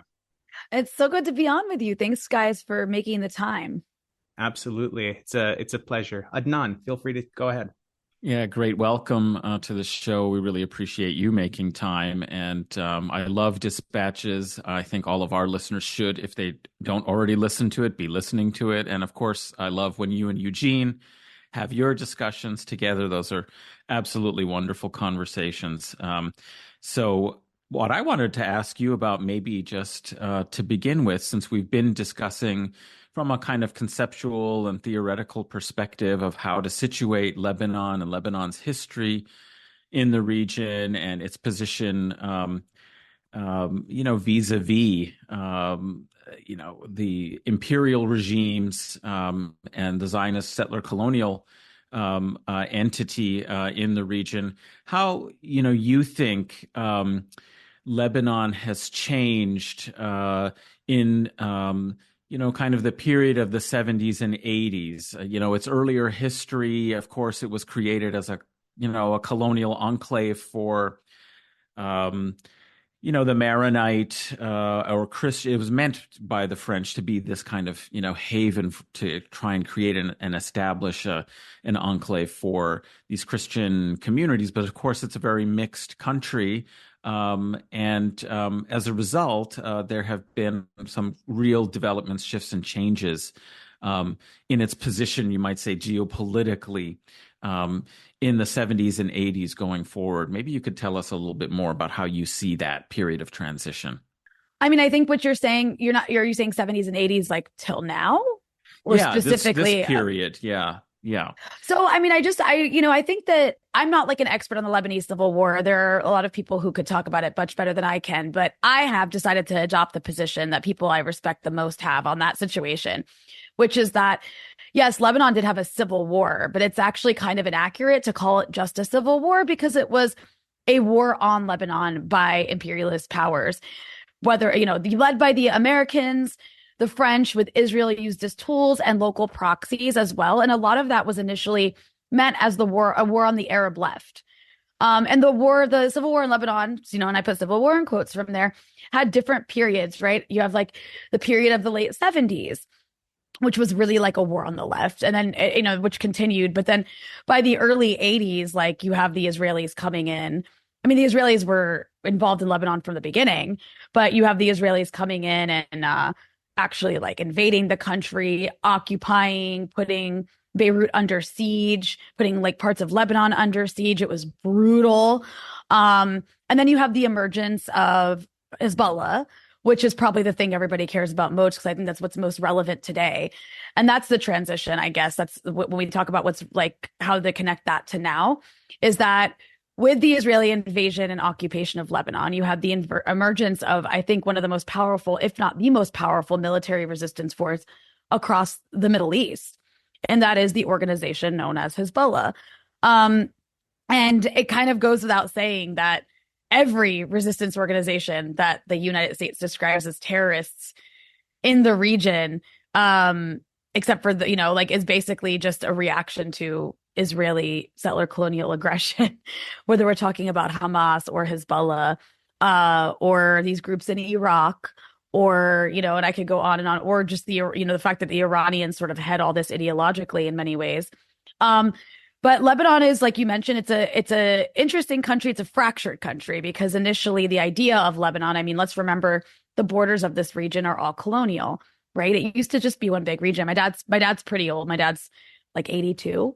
So he was like 7 years old in 1948. And he remembers his dad used to take, when he was a little kid, his dad used to take the train from Beirut to Jaffa to get oranges. So that was what the region was like. You travel from Palestine to Lebanon to Syria. It's like going from Virginia to Maryland to, Pennsylvania. It's like these regions were all like, they had their own sort of like little distinct, maybe like food items, but for the most part, culturally, they're the same. I have family in Syria. Like, for example, I have lots of family in Syria because it's just a fake border. And so, the idea of Lebanon was supposed to be, as you mentioned, the French. I mean, the French kind of cut it out because Lebanon had a lot of Christians in it, specifically Maronites. So Lebanon cut it out to be this like Maronite ethno-state. In many ways, in the kind of vision of Israel as a Jewish ethno-state. And so you do have this hangover from that view. I don't think, and I'm not ascribing beliefs to everybody who's Maronite in Lebanon at all, but there are political parties that still like have the idea of, we want to have this like Maronite state or Maronite-led state, and we're a minority and we need representation. And the only way to have it is if we make sure everybody else doesn't have as many rights as we do. There is that like mentality, and people who have that mentality are indeed like fans of normalization. And you could even maybe call them Zionists. They wouldn't call themselves that, but they kind of are. And so you have that like, I guess, that kind of person in Lebanon that is represented in certain fascistic political parties that are closely aligned with the United States, and that actually collaborated with the Israelis during the Civil War to massacre Palestinians and other people as well. And those political parties still exist today, but they're weak. The strongest bloc today in Lebanon is the bloc that Hezbollah is a part of politically. And I know I'm kind of moving all over the place here, but like if we talk about after the Lebanese Civil War ended, Israel continued to occupy a huge portion of southern Lebanon.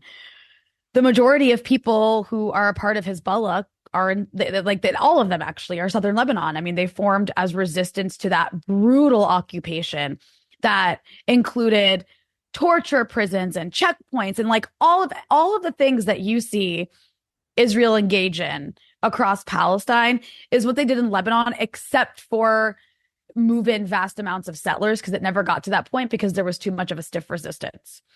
And so the people who experienced that fought back. They fought back for years. And in the year 2000, Hezbollah pushed out the Israelis and they liberated land. They've liberated southern Lebanon minus a couple areas that are still occupied till now, like Shabaa Farms. But they liberated almost all the land. That was a first. This is the first time in history in the Middle East, when it comes to Israel, that any organization has been able to liberate their land, aside from maybe October 7th, when briefly Qassam guys paraglided into their former villages and were in control for a couple of days. And you can imagine why that was so emotional for so many people. But then, the Israelis, like in 2005, Hezbollah decides to enter the government to protect their weapons, and for good reason. Because the U.S. was committed to this idea of using a legal framework of disarming militias across Lebanon to disarm Hezbollah. Why? Because Hezbollah is a deterrent to Israel. They fight Israel. We can't have that. Israel needs to be able to be the strongest in the region and do what they want and take what they want.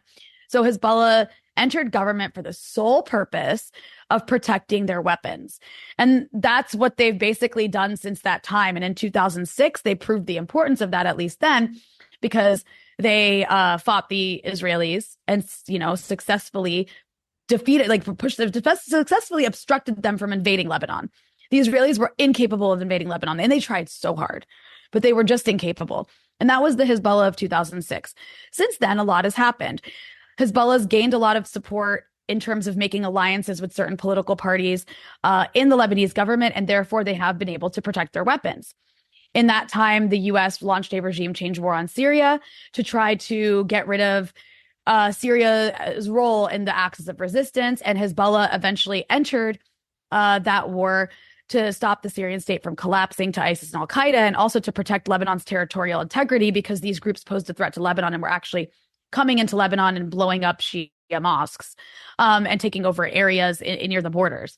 And throughout that time, there's also been an economic collapse in Lebanon, due in large part to corruption from officials that the U.S. is aligned with, like Central Bank Governor Riyad Salameh, and the whole Ponzi scheme economy he had created, that up until everyone decided they wanted Lebanon to collapse, they all supported and applauded him for this Ponzi scheme economy that was so obviously fake and propped up on Gulf money and nothing.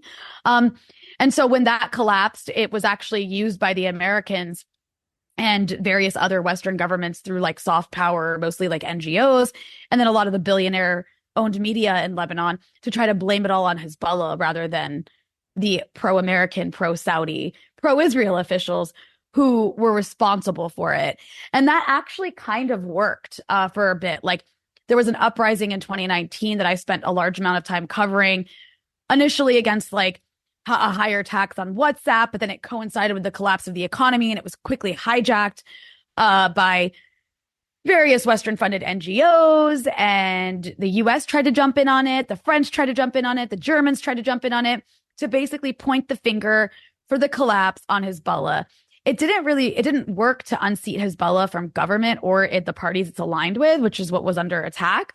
But I think it did work in diminishing support from a certain kind of person in Lebanon that supports Hezbollah's resistance, but then started to actually hear a lot of these ideas of, oh, it's Hezbollah's fault, and started to believe them. They're bad governance. And there's a lot to say about Hezbollah governing, there's plenty to criticize. I mean, they're not, no one in Lebanon's good at governing. It's a messed up country. But fast forward to now, it's now 2023.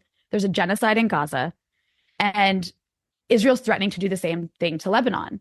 But it's been 70 days, and Israel has not done the same thing to Lebanon. Instead, they've really been limited by Hezbollah's rules of engagement, which they've stuck by most of the time, even though it's been a gradual escalation at the border.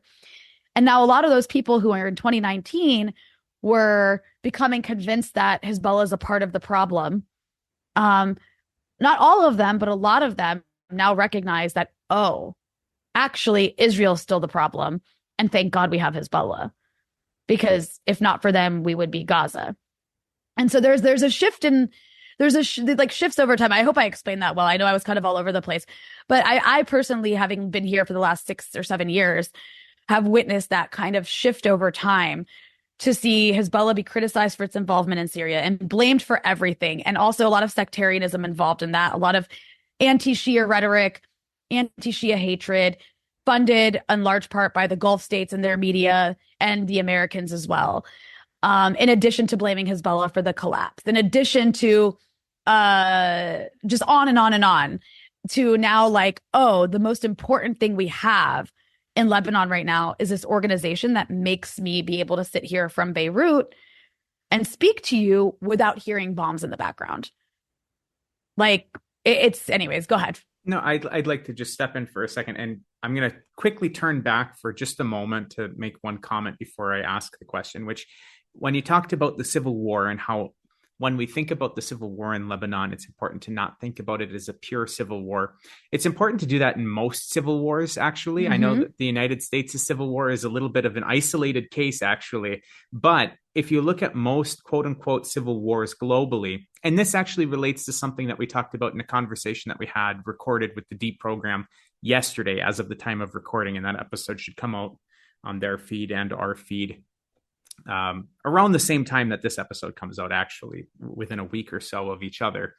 But one of the things that I was trying to enumerate in this conversation, which was about colonialism and imperialism, is that one of the ways that colonialism, neocolonialism, and imperialism operate is by installing puppet leaders in countries, and also sometimes in addition to and sometimes in lieu of stoking tensions within the country that then lead to a civil war, and then continue to perpetuate that civil war by funding one or more sides in some cases within that country in the efforts to destabilize it, and in order to allow the imperial country to maintain some sort of imperialist or neocolonialist control over that country, depending on the given context in which that country relates to the imperialist country. I don't want to enumerate it too much because, again, listeners, we just recorded this with the Deep program, and you'll be able to find it on our feed and their feed either right before this or right after this. But important to think about that when we think about civil wars, like it's almost never purely a domestic conflict. There's almost Absolutely. never purely domestic interests at play within those civil wars, and domestic interests that are fueling those civil wars. And Lebanon is certainly an example, which you touched on a little bit earlier. But I do want to turn to something that you've been bringing up many times in your answer, and something that actually, like, surprisingly, we really didn't talk about with Ali, which is Hezbollah. So of course, when people are seeing the news, and anytime that Lebanon comes up in the media these days, like, it's always Hezbollah that's in the media. And just having the opportunity to ask you about it is great, because not only have you been talking about Hezbollah for years and would be much more knowledgeable in speaking about it than most other guests that we have had on the show to date, and even possibly could get on the show, but you've also even interviewed, I know it was at the beginning of this year, I want to say, the number 2 for Hezbollah, Sheikh Naim Qassem. So Rania, can you just, and apologies for the pronunciation, I can't even pronounce my own name right, but anyway, can you just tell the listeners a little bit about Hezbollah? Because I think that even within the kind of far left audience that we have, there's kind of this mystification surrounding Hezbollah that is fostered by the imperial media, even amongst people that don't, they take what the media says with a grain of salt or disengage from it totally. Like, having the ability to actually hear about Hezbollah, the context in which they were founded, kind of the tenets that they adhere to, and their military strategies. These are things that are not talked about in the West at all. So if you would be able to, in brief-ish terms, tell us about those things, Rania. So Hezbollah, like I mentioned, is this organization, this armed group in Lebanon that arose after the Israeli invasion and occupation of Lebanon, or in the midst of that. At least its precursor did. And it also came into being at a historical moment when, in just a few years earlier, you had the Islamic Revolution in Iran. And Hezbollah is a Shia Muslim organization that is based around basically like a sort of Shia ideology of resistance, much in the same vein as Iran and what it's based around, and like this fight for justice. And it was a way to rally people around an identity against an invader and an occupier. And Hezbollah has changed a lot over the years. I mean, it started out much more it's still religiously conservative, but it started out much more conservative in the 80s than what it later evolved into being. And as a military organization, it has succeeded because it's learned from a lot of past failures over the decades in terms of resistance to Israel. It's learned from them and corrected mistakes. As I can think you could say the same thing for all the other resistance groups that exist, including Hamas, by the way, which I know we're not here to talk about Hamas, but I would say Hamas has learned from a lot of mistakes and failures, and you see a lot of that coming into play now in terms of their military abilities. But anyways, so Hezbollah emerges in this situation of occupation, of brutal massacres and occupation. And it's also a political party. And it ended up, like I mentioned, after fierce battles, being able to liberate land in 2000 by pushing out the Israelis. And that was a huge success. And Hassan Nasrallah is the Secretary General of Hezbollah. And yes, I did get to interview his second in command earlier this year, Sheikh Naim Qassem. And that was like the coolest interview I've ever done. As far as the people I've been able to interview. And I really encourage people to go check it out because his answers were really like short and sweet. We'll link to it in the show notes as well, listeners. Yeah, so that'd be great. So the point is this land is liberated in 2000, and now Hezbollah is like still got all these weapons that they've gained, mostly by being in alliance with Iran. And I want to explain something, by the way. People do like to call Hezbollah a proxy of Iran. And that is not, I would not describe it that way. When I think of a proxy, I think of an organization or like a political party in a state that basically takes their orders from whoever they're the proxy of. In the case of Hezbollah, this is a Lebanese organization made up of Lebanese people who gathered around, who organized around an identity, majority identity, to fight back against an occupier. And I think the identity aspect of that is really, really important in terms of understanding that if people are going to fight for something, they need that. They need some sort of identity. And so in Lebanon, that identity worked for this particular geographic location. And again, in the midst, this is following the Islamic Revolution in Iran. People took a lot of inspiration from that. It's also after the fall, like not after the fall, but it's also, we're talking leading up to the fall of the Soviet Union. So a lot of the leftist organizations that existed in these places didn't have the same kind of funding and weapons as they did before, really ideological leadership as they did before, because the Soviet Union is like, on its way to collapse and disintegration. And so Hezbollah emerges from that sort of like field, and after 2000 liberates land, and then is stuck in the situation where they want to keep their weapons because Israel still exists. Israel's still a threat. Just liberating your land isn't enough. As far as Hezbollah sees it as an organization, a settler colonial entity in the heart of the Middle East will always be a threat, will always be the tip of the spear of imperialism, of U.S. imperialism specifically, which is something that if you listen to Nasrallah's speeches, they very well recognize. It used to be Israel's the enemy, Israel's the enemy. Then it became, no, U.S. is the head of the snake. Israel's an arm of the U.S. And so I would actually argue that Hezbollah is not a leftist organization, but I would argue it's an anti-imperialist organization. And I think that that's totally possible. Like in terms of its military, reason for existing, it exists to fight imperialism. And that is what they do. And I think that's important to recognize. So I think a lot of times people in the West who are like good leftists, like they want everyone to look like Cuba. And I totally get that. I want everyone to look like Cuba too. Like I'm totally there with you. However, as far as military capabilities go, we do need to recognize that we live in a certain time period where a lot of the people who are dedicated to resistance and anti-imperialism in this region happen to be organizing around a religious flavor. And does that mean that at some point, if we ever liberate the world from imperialism, we necessarily want that ideology in place? I mean, no, because we're leftists. That said, we're not there. We're not there yet. And honestly, Hezbollah, as far as Hezbollah is concerned, they're not even that interested in governing. They literally exist to liberate their land. So just to go back to my point about Israel, it's 2000 comes, they do liberate it. And then you've got the US with Israel's backing and other Western countries trying to disarm them. And that's a serious threat because the second you disarm them, what's going to happen? Israel's going to come right back in and take Lebanon. So obviously their whole modus operandi ever since then, their whole reason for existing has continued to be to protect Lebanon's territorial integrity, specifically from Israel. But during Syria, it became about more. It became about, even in Nasrallah's speeches during the war on Syria, you would hear him say, Israel's still the enemy. But now he talked a lot more about the Saudis at the time, because the Saudis are also the tip of the spear of U.S. imperialism in the region, or at least they have been historically. And they were funding these groups that we're trying to regime change Syria.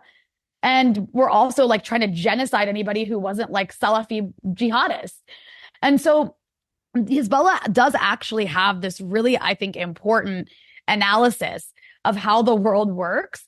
And it really is an anti-imperialist one. So I just want to throw that out there. I mean, yeah, no, I'm so glad that you elaborated on that, because I think that's something very important. And this has come up, very recently, of course, in the Gaza situation again, with you have so-called leftists who want to define and stipulate what the resistance needs to be like. And so, essentially dissatisfaction Can I just say one thing to that real quick? It's Yeah. it's also not up to people in the West to decide. Yes, absolutely. Like it's just really, all it's they're like doing, yeah. all they're doing is fragmenting solidarity and support, which is so vital now, by distracting people or trying to confuse people about, what the actual role for solidarity, would be. The solidarity is not trying to stipulate, how the resistance should carry out and organize, and under what banner and under what ideology. I mean, if you recognize the situation, there's a settler colonial invasion that's taking place, and there's going to be resistance. And I think that was so important to talk about the ideological matrix. I mean, I've talked with people who are lefties in the Middle East, and it's clear that a lot of people were communists, and then they joined, some of these like resistance movements and groups that were Islamist. But yes, I mean, this was like a very common kind of pathway. They were just looking for effective movements to fight for freedom and justice. And I think it's interesting that you mentioned that Hezbollah is even not that interested in governing. And I would say also, maybe from the other side, the fact that people have their critiques of Hezbollah in government is also going to be useful in a situation in the future, God willing, that comes soon, where, you have freedom and liberation and the chance to actually have a new political arrangement. People will make their choices and decisions in that context. And maybe, Hezbollah in Lebanon won't be the party that gets the majority and forms a government. And maybe in Palestine, Hamas won't actually be that successful in elections in the future.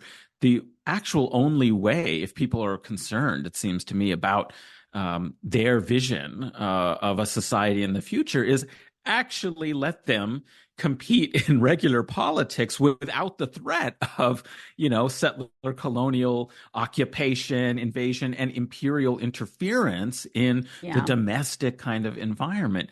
And so one thing I wanted to ask you a little bit also about the emergence of Hezbollah as an effective movement and organization in the 80s and in resistance to the occupation is also that, in addition to, being a resistance military force and also, a political party, is that they also were, a social service provider, in an era that was abandoned in some ways there was no effective governance from the Lebanese state in the South. And would you say also that historically the Shia community in like the southern suburbs of Beirut and in the South were the poorer, less developed, neglected parts of the country, and that, Hezbollah actually provided a lot of social services, medical care and things like that, which is something that we see with other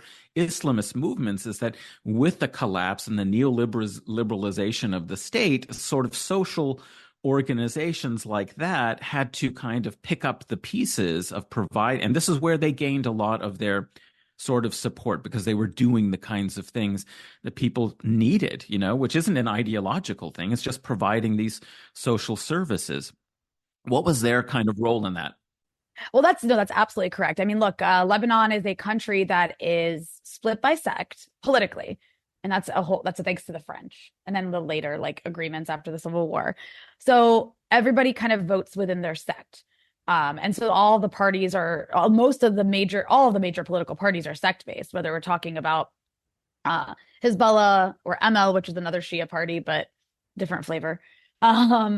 or like the Future Movement, or the Free Patriotic Movement, which is a Christian party that's actually aligned with Hezbollah, or the Lebanese Forces, which is a fascist party that that also has a militia that they use. I mean, all of these also have militias. All of these parties have militias that were active during the Civil War. But the point is that Lebanon lacks a strong state, and that's for a reason. It was intentionally made to be that way. It's intentionally been weakened to not have the capacity to take care of people. And the way that the system's set up by sect, it actually does foster clientelism, and that's what, they call it in the States, but really it's also like, that's where your community goes for services. And it exists in the Druze community too, where, Walid Jumblat or the Jumblat family is like the leadership there. And people go to certain hospitals, associated with that, and they get services through that. But Hezbollah, more than the others, has definitely provided a really nice network of services. There are clinics, there are hospitals. They pay the family, they take care of the families of martyrs. And this sort of thing is very important, very, very, very important.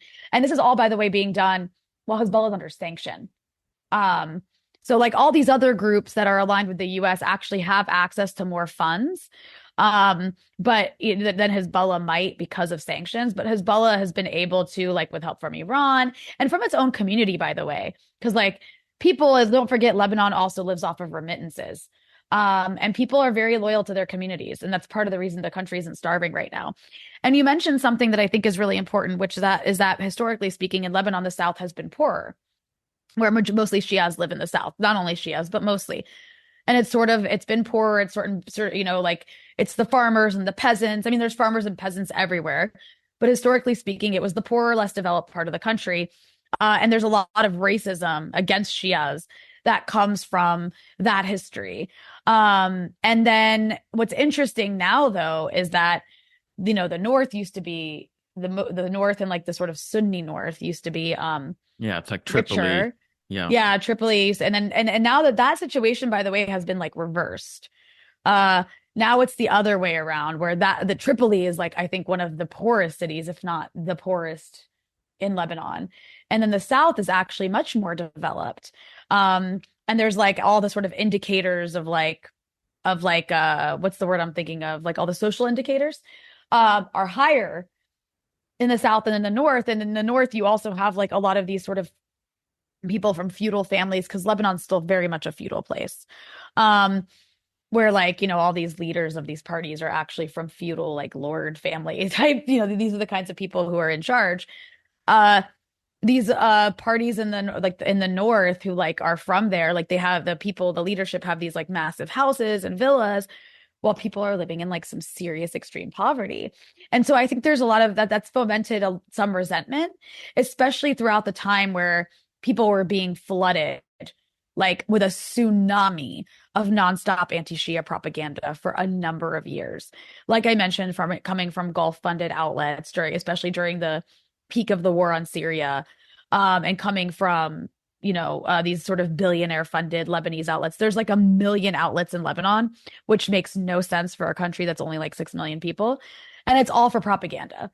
Like, that's because it shows you Lebanon. The only reason Lebanon's important, this will be very controversial for the Lebanese who disagree with me. The only reason anyone cares about your country is because of Hezbollah. Like, that's the only reason Lebanon gets attention. Otherwise, what is Lebanon? It's just like a piece of it's like a piece of coastal land, with very few people in it. That's why there's 1 million media outlets to tell you that Hezbollah is responsible for everything bad. I forget the initial question. I hope I answered. I'll take a follow up here, because I know that we've been talking about Hezbollah for quite some time, and of course, it's okay. I can do it all day. No, don't worry. They will factor into the next question that I'm asking, so you'll have the opportunity to.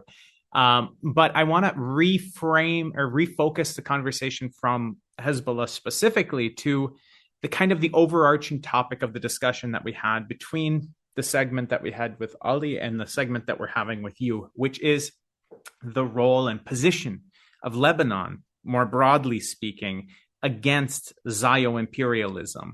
We can talk about that historically. We can talk about that in contemporary, a contemporary analysis of the situation. But can we talk a little bit about Lebanon, more broadly speaking, and their position relative to the Zioimperialist project? Because I know you've touched on a couple of different aspects within this conversation already. You've touched on Hezbollah. You've touched on some of these kind of radical right-wing groups that are present within Lebanon that actually, I know you called them Zionists, and I'm sure that they would not like to be called that, but well, some of them might. Some of them might. But if you could just take that, kind of broad question, go where you want with it, and maybe we'll have time for one or two follow-ups based on that to kind of tie this conversation together. Okay, so I'll say what I can, because I don't want to sit here and pretend to be like an expert of Lebanese history. I'm certainly not. I can talk more about like what's happening today and a little bit about the past. But I don't like to pretend I know what I don't. But in my personal opinion, from what I understand Lebanon to be today, and from my own interactions with like my own family and other people I know here, and then also in the diaspora, because let's not forget, I think there's more Lebanese in the diaspora than Lebanese in Lebanon, because including my family, like I grew up in the States, I have a very American accent. So Lebanon's role as far as like the Zioimperialist project, I think we can go back to like it was initially supposed to be this sort of like Maronite Christian ethno-state. And that was like the vision for the region, is what you divide and conquer. It's like the most basic imperialist thing ever. So you divide and conquer, you plant this Jewish ethno-state in the region full of led by, mostly European settlers.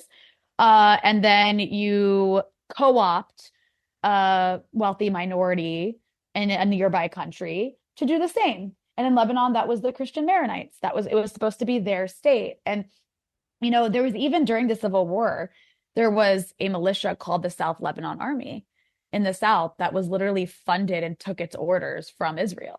And they actually they were prison guards at the prisons that Israel set up. They manned checkpoints and they killed people. And in 2000, when South Lebanon was liberated, a lot of them left Lebanon and went and took Israeli citizenship. So there's actually people from the South Lebanon Army who them and their descendants are now Israeli citizens. And Israel even uses them to make videos directed at the Lebanese. It's kind of crazy. And Lebanese people just laugh at them. But, certainly look, after all of that era ended, people weren't executed for being traitors or anything like that. So you still have, people who stayed in Lebanon, and their descendants are still in the villages they used to live. And if they think the same way, I don't know. I imagine some of them do. So you could say there are still people who might at least privately identify as Zionists in that respect. But then you have, there's political parties there's two blocks in Lebanon. Lebanon's a bit of a complicated place, but there's a lot of political parties, and there's two major blocks that have been important in the last, let's say, 20 years or a little bit more. No, the last 20 years. And that's March 8th and March 14th. March 8th is Hezbollah, ML, the Free Patriotic Movement. It's these parties that Hezbollah is aligned with to protect its weapons, and they all agree they'll protect Hezbollah's weapons. They don't really agree on much else, and that's why they can't govern together properly. But that's the rock and the hard place Hezbollah's between politically, is they made the alliances they made to protect their weapons, and the rest doesn't really matter right now. Then you have March 14th, which is made up of what used to be important but doesn't really matter anymore, the Future Movement, which was led by Saad Hariri, the son of Rafiq al-Hariri. And the reason I'm raising this, and also they're not actually socialist, but they call themselves socialist, the PSP, the Progressive Socialist Party, which is led by Walid Jumblat, it's a Druze party.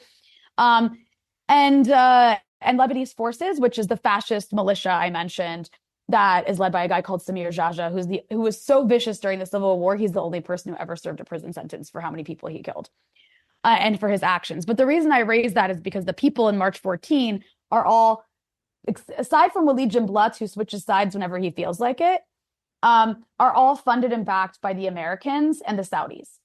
The Saudis less so, now that they want more peace in the region, but also the Americans. And they basically, by proxy, might as well be Israel's allies. And it's important when I mention Saad Hariri, because you asked Lebanon's role in that Zioimperialist project, is these organizations have been used in Lebanon to suppress the left, to suppress any sort of attempt at having a civil state that isn't sect-based. And then they've also been used against other countries like Syria. In the case of Saad Hariri and his party, the Future Movement, they trafficked weapons to Syria during the latest quote unquote civil war. That was a regime change project. A lot like those radical, crazy groups that were trying to collapse the government got weapons through Lebanon. So that's just one of so many examples. And like the Lebanese forces at this point literally just exist to pretend they can one day fight Hezbollah, but they cannot. And then the other thing about Lebanon is the army. The reason Hezbollah also continues to exist is because Lebanon doesn't have a sovereign army that can do anything. Everyone in Lebanon likes the army because every sect is in it, but it's basically dependent on foreign funding. It receives all its weapons as hand-me-downs from the US, so it can never be powerful enough to take on Israel. But then the US has this crazy vision, this stupid, arrogant vision that the Lebanese army can be like some sort of alternative to Hezbollah and like take out Hezbollah at some point, even though people in the army actually, like many people, support Hezbollah. So this is how, I don't know, like I wouldn't say Lebanon's so important that it matters that much in terms of pushing imperialism across the region. But there are specific characters, some of who I mentioned, who absolutely do that and are completely tied into the various imperialist, mostly Gulf states that are arms of American imperialism in the region. And I guess that's how they do their damage. But so much of it is mostly internal, except for maybe how it's impacted Syria. And the reason so much of it is internal is because it's all there to try to blunt the impact and take away support from Hezbollah, because that's all America really cares about when it comes to Lebanon. Yeah. I want to come to the contemporary and get some of your thoughts on, how you see developments taking place in the Northern Front, I guess you could characterize it. And partly because I was in the West Bank in 2006, and I was departing the day the attack on the Gaza beach. Huda Ghalia and her family were brutally killed by Israeli bombardment. And of course, we've already talked or mentioned 2006 as a very important moment in Hezbollah's development as a serious resistance force, not only because it had liberated, but because it prevented reoccupation militarily in 2006. And so I think, a lot of people would be thinking and expecting, given the Gaza attack, that maybe there was a potential for widening and for Hezbollah to be involved. And of course, they are involved, but maybe you can characterize for people who see a contrast. What's changed? What are the factors that are involved now? And how do you see things playing out in the relationship across the border between Lebanon and Israel in the north part of Israel? So I think that obviously the primary front is Gaza, right? Like that's where the real battles are. But since October 8th, the day after October 7th, Hezbollah has been acting as like in a supportive capacity for Gaza by essentially trying to relieve some of the tension from what Hamas is having to deal with. And I actually I even have, and this is from a few weeks ago, so it may be different. But just to reiterate, there's been a war in southern Lebanon since October 8th. Lebanon is at war. It's just very low level. It's nothing compared to what's happening in Gaza. As soon as Israel began its war on Gaza, Hezbollah entered the fight. And like I said, it's to alleviate pressure on Hamas by basically redirecting part of the Israeli military apparatus to that northern front. And in terms of numbers, at least as of a few weeks ago, what has that meant? According to what Nasrallah said himself, it has meant a third of the Israeli military is present on the Lebanese border. That's huge, right? A third, that means that Israel doesn't have its entire military capacity to focus on Gaza. You've also, that's something it's estimated to be about 80,000 Israeli soldiers and officers. And then you compare that to 100,000 that are engaged in the war on Gaza. So almost as many in the north, right? And then half of the Israeli Navy has been deployed to the Lebanese front. And then a quarter of the Israeli Air Force has been deployed to the Lebanese front. Half of the missile and air defense units that Israel has have been deployed to the Lebanese front. So it's also meant to be depleting the Iron Dome. About a third of the logistical units that Israel has have been deployed to the Lebanese front. 65,000 Israeli settlers evacuated settlements in the north. That number may have gone up, by the way. Something like 70,000 evacuated settlements in what we've called the Gaza envelope. And these people are saying they don't want to return. So this is huge. What I just described is huge. They literally emptied out settlements in the north by just firing, every day. And let me be clear, like that's Hezbollah, decolonization at work, Rania. Right, exactly. It is. I mean, you could say that this is a contraction of Israel's territorial borders and control in a way. Exactly. And I also would add that, like I said, this isn't Gaza. Like what's happening in Lebanon isn't even close to Gaza. That said, it's been a pretty fierce war. Like we know they've targeted civilians and journalists because they're really good at doing that on purpose. They've used white phosphorus. They've killed over 100 Hezbollah soldiers. It's unclear how many Israeli soldiers have been killed because for some reason they like to hide their losses. But, it's interesting whenever, you notice this. I mean, if you follow all the Telegram channels, Hezbollah immediately puts out a banner, almost immediately after one of their soldiers dies, because they celebrate them and they celebrate that sacrifice. Whereas the Israelis are like hiding it because their public doesn't know how to lose people. Well, it's not only that their public doesn't know how to lose. One of the main kind of calling cards of Israel, and one of the things that actually it uses as a way to sell its weaponry in many cases, is this feeling of superiority and of invincibility, which is something that there was the guise of for quite some time. And so when they have the situations where they have soldiers dying, where they have Merkavas being blown up by homemade RPGs and people planting mines by hand on them, that does a lot to destroy that idea of invincibility, which is something that Israel has relied heavily on for decades and decades. So it's not only that the people there are sore losers and they don't want to admit that they can lose, but they also try to project this idea of invincibility they don't want you to abroad. They don't want you to know they're a paper tiger, right? Right. Exactly. It's like, and then, I just, you kind of asked me to compare now to back then. I just want to say now what's happened is the rules of engagement from 2006 to now have changed dramatically because Hezbollah is a much more powerful organization than it was in 2006. And people are battle hardened. They fought in Syria. They fought alongside a conventional army, by the way. They fought alongside the Russians. They've also been training. They have better weapons. They have precision weapons now. And Israel, no, that scares the Israelis. And Hezbollah so far, initially this war, at the border was contained at about 5 to 10 kilometers from each border. Then it became 20 kilometers. At one point, the Israelis did hit 40 kilometers into Lebanon, but it was kind of like an exception. And now, so it's been this tit for tat escalation, but mostly on Hezbollah's terms, which is what's so interesting. And, why is that? Back in 2006, Hezbollah, like you meant, there was this war between Hezbollah and the Israelis. It was a 33-day long war. Israel killed over 1,000 Lebanese civilians. But Israel lost 121 soldiers. And for Israel, that was not something that ever happens. That was a big deal. And so the Israelis tried to invade. They would try to invade a village at the border with hundreds of Israeli soldiers and 5 guys. Oh, maybe I might be exaggerating a little bit, but I think there is some story about one village where 5 or 10 guys were able to make it impossible for them to invade. They could not get into Lebanon. That's right. And there's so many villages with this story.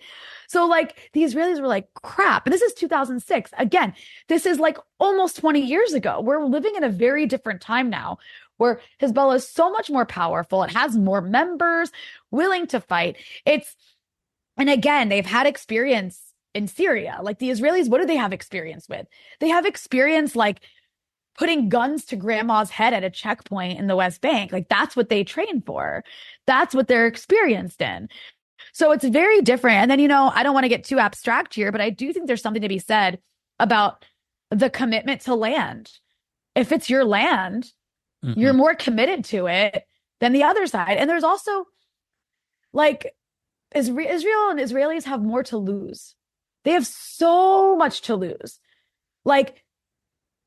people in Gaza have like nothing to lose, so they will fight. I mean, that's why they're like fighting.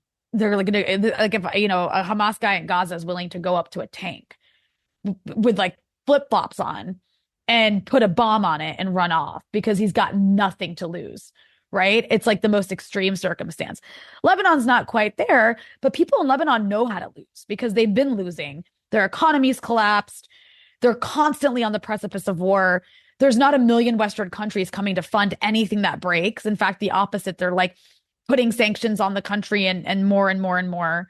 It's cut off from every part of the region in so many ways because it can't do business with Syria because Syria is under sanction and secondary sanctions will affect Lebanon. It's obviously not going to do business with Israel because it's a sworn enemy. So just the point to say is like when you have more to lose, it's different than when you've already lost so much. You're willing to fight harder. You know what I mean? And again, it's your land. Like, yeah, and I think you're right. That guy from Brooklyn or Ukraine, like, sorry, go ahead. No, just that's absolutely right. But I think it's also that the strategic situation is very different. I mean, Israel wanted an opportunity to try and reimpose occupation, thought maybe they could do it, were taught a lesson, and they're not even contemplating that. It's very much defensive in the sense that they don't want, to have to actually fight an actual war with Hezbollah. Well, they also aren't in a position to. I mean, they can try right now, but if I'm Israel, which thank God I'm not, but if I was Israel, right? Well, that's what I mean by they don't want to. So they're not in any position to. Well, they don't want to. And if you're going to take on an organization as powerful as Hezbollah, you definitely don't do it when you're bogged down in Gaza. That's all I mean. Like, it's like they know the power of Hezbollah. They think they know the power of Hezbollah, and they're scared enough from it that for 70 days, they haven't bombed the airport in Beirut. Like every time Israel's ever attacked Lebanon in the past, one of the first things they do is bomb the airport. They haven't touched the airport. Why? Because they know if they hit the airport in Beirut, there's a good chance Hezbollah can hit Ben Gurion. And not like in the way where it shuts down for a couple hours. You know what I mean? And that's what Israel's afraid of. Hezbollah has a deterrent capacity that Israel has to respect, whether it likes it or not, at least for now, especially because it's not at its strongest. And the issue here, though, is Hezbollah also doesn't want a war with Israel. They absolutely don't. Iran doesn't want this war to escalate. No one does. Everyone wants it to end except for the Israelis. But the problem is the longer the genocide in Gaza continues, the more likely this wider regional war becomes. And the problem, that's because like if there's red lines. Hezbollah has red lines, right? And one of the red lines for the resistance axis is if Hamas is really faced with the threat of eradication. That has not happened so far. As far as I understand it, up until today, Hamas is like, we're prepared for this. We can go on for months. They don't want to, but I mean, they have a worst case scenario contingency plan, and I think that's being implemented right now. And so they're not there yet. So we'll see what happens. But it's almost inevitable that at some point, if Israel continues to exist the way it does, there will be some sort of war. It's like, but that war, as far as Hezbollah is concerned, is not now. And they don't want it to be. Yeah. I'm going to make one flippant comment before I read us out, Rania. I know that you have to go to a live stream very, shortly. But, you said that Lebanon is used to losing. The economy is in tatters. The country is constantly at war. One thing you didn't mention is that even when you have massive and heartbreaking and devastating explosions, all that you get out of it is Macron visiting. So, I mean, you can't lose any more than that. Like, if your consolation is Macron visiting and saying, look, I am here with you. I mean, there is no greater indignity than that in my book. So, yeah, Lebanon really is used to losing, listeners. But like I said, I know that you have to get going. So we'll wrap up here.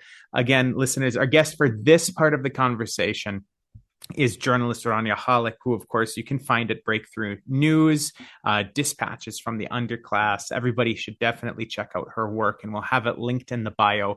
Rania, can you tell the listeners how they can follow you on social media, or where you can direct them to find your work?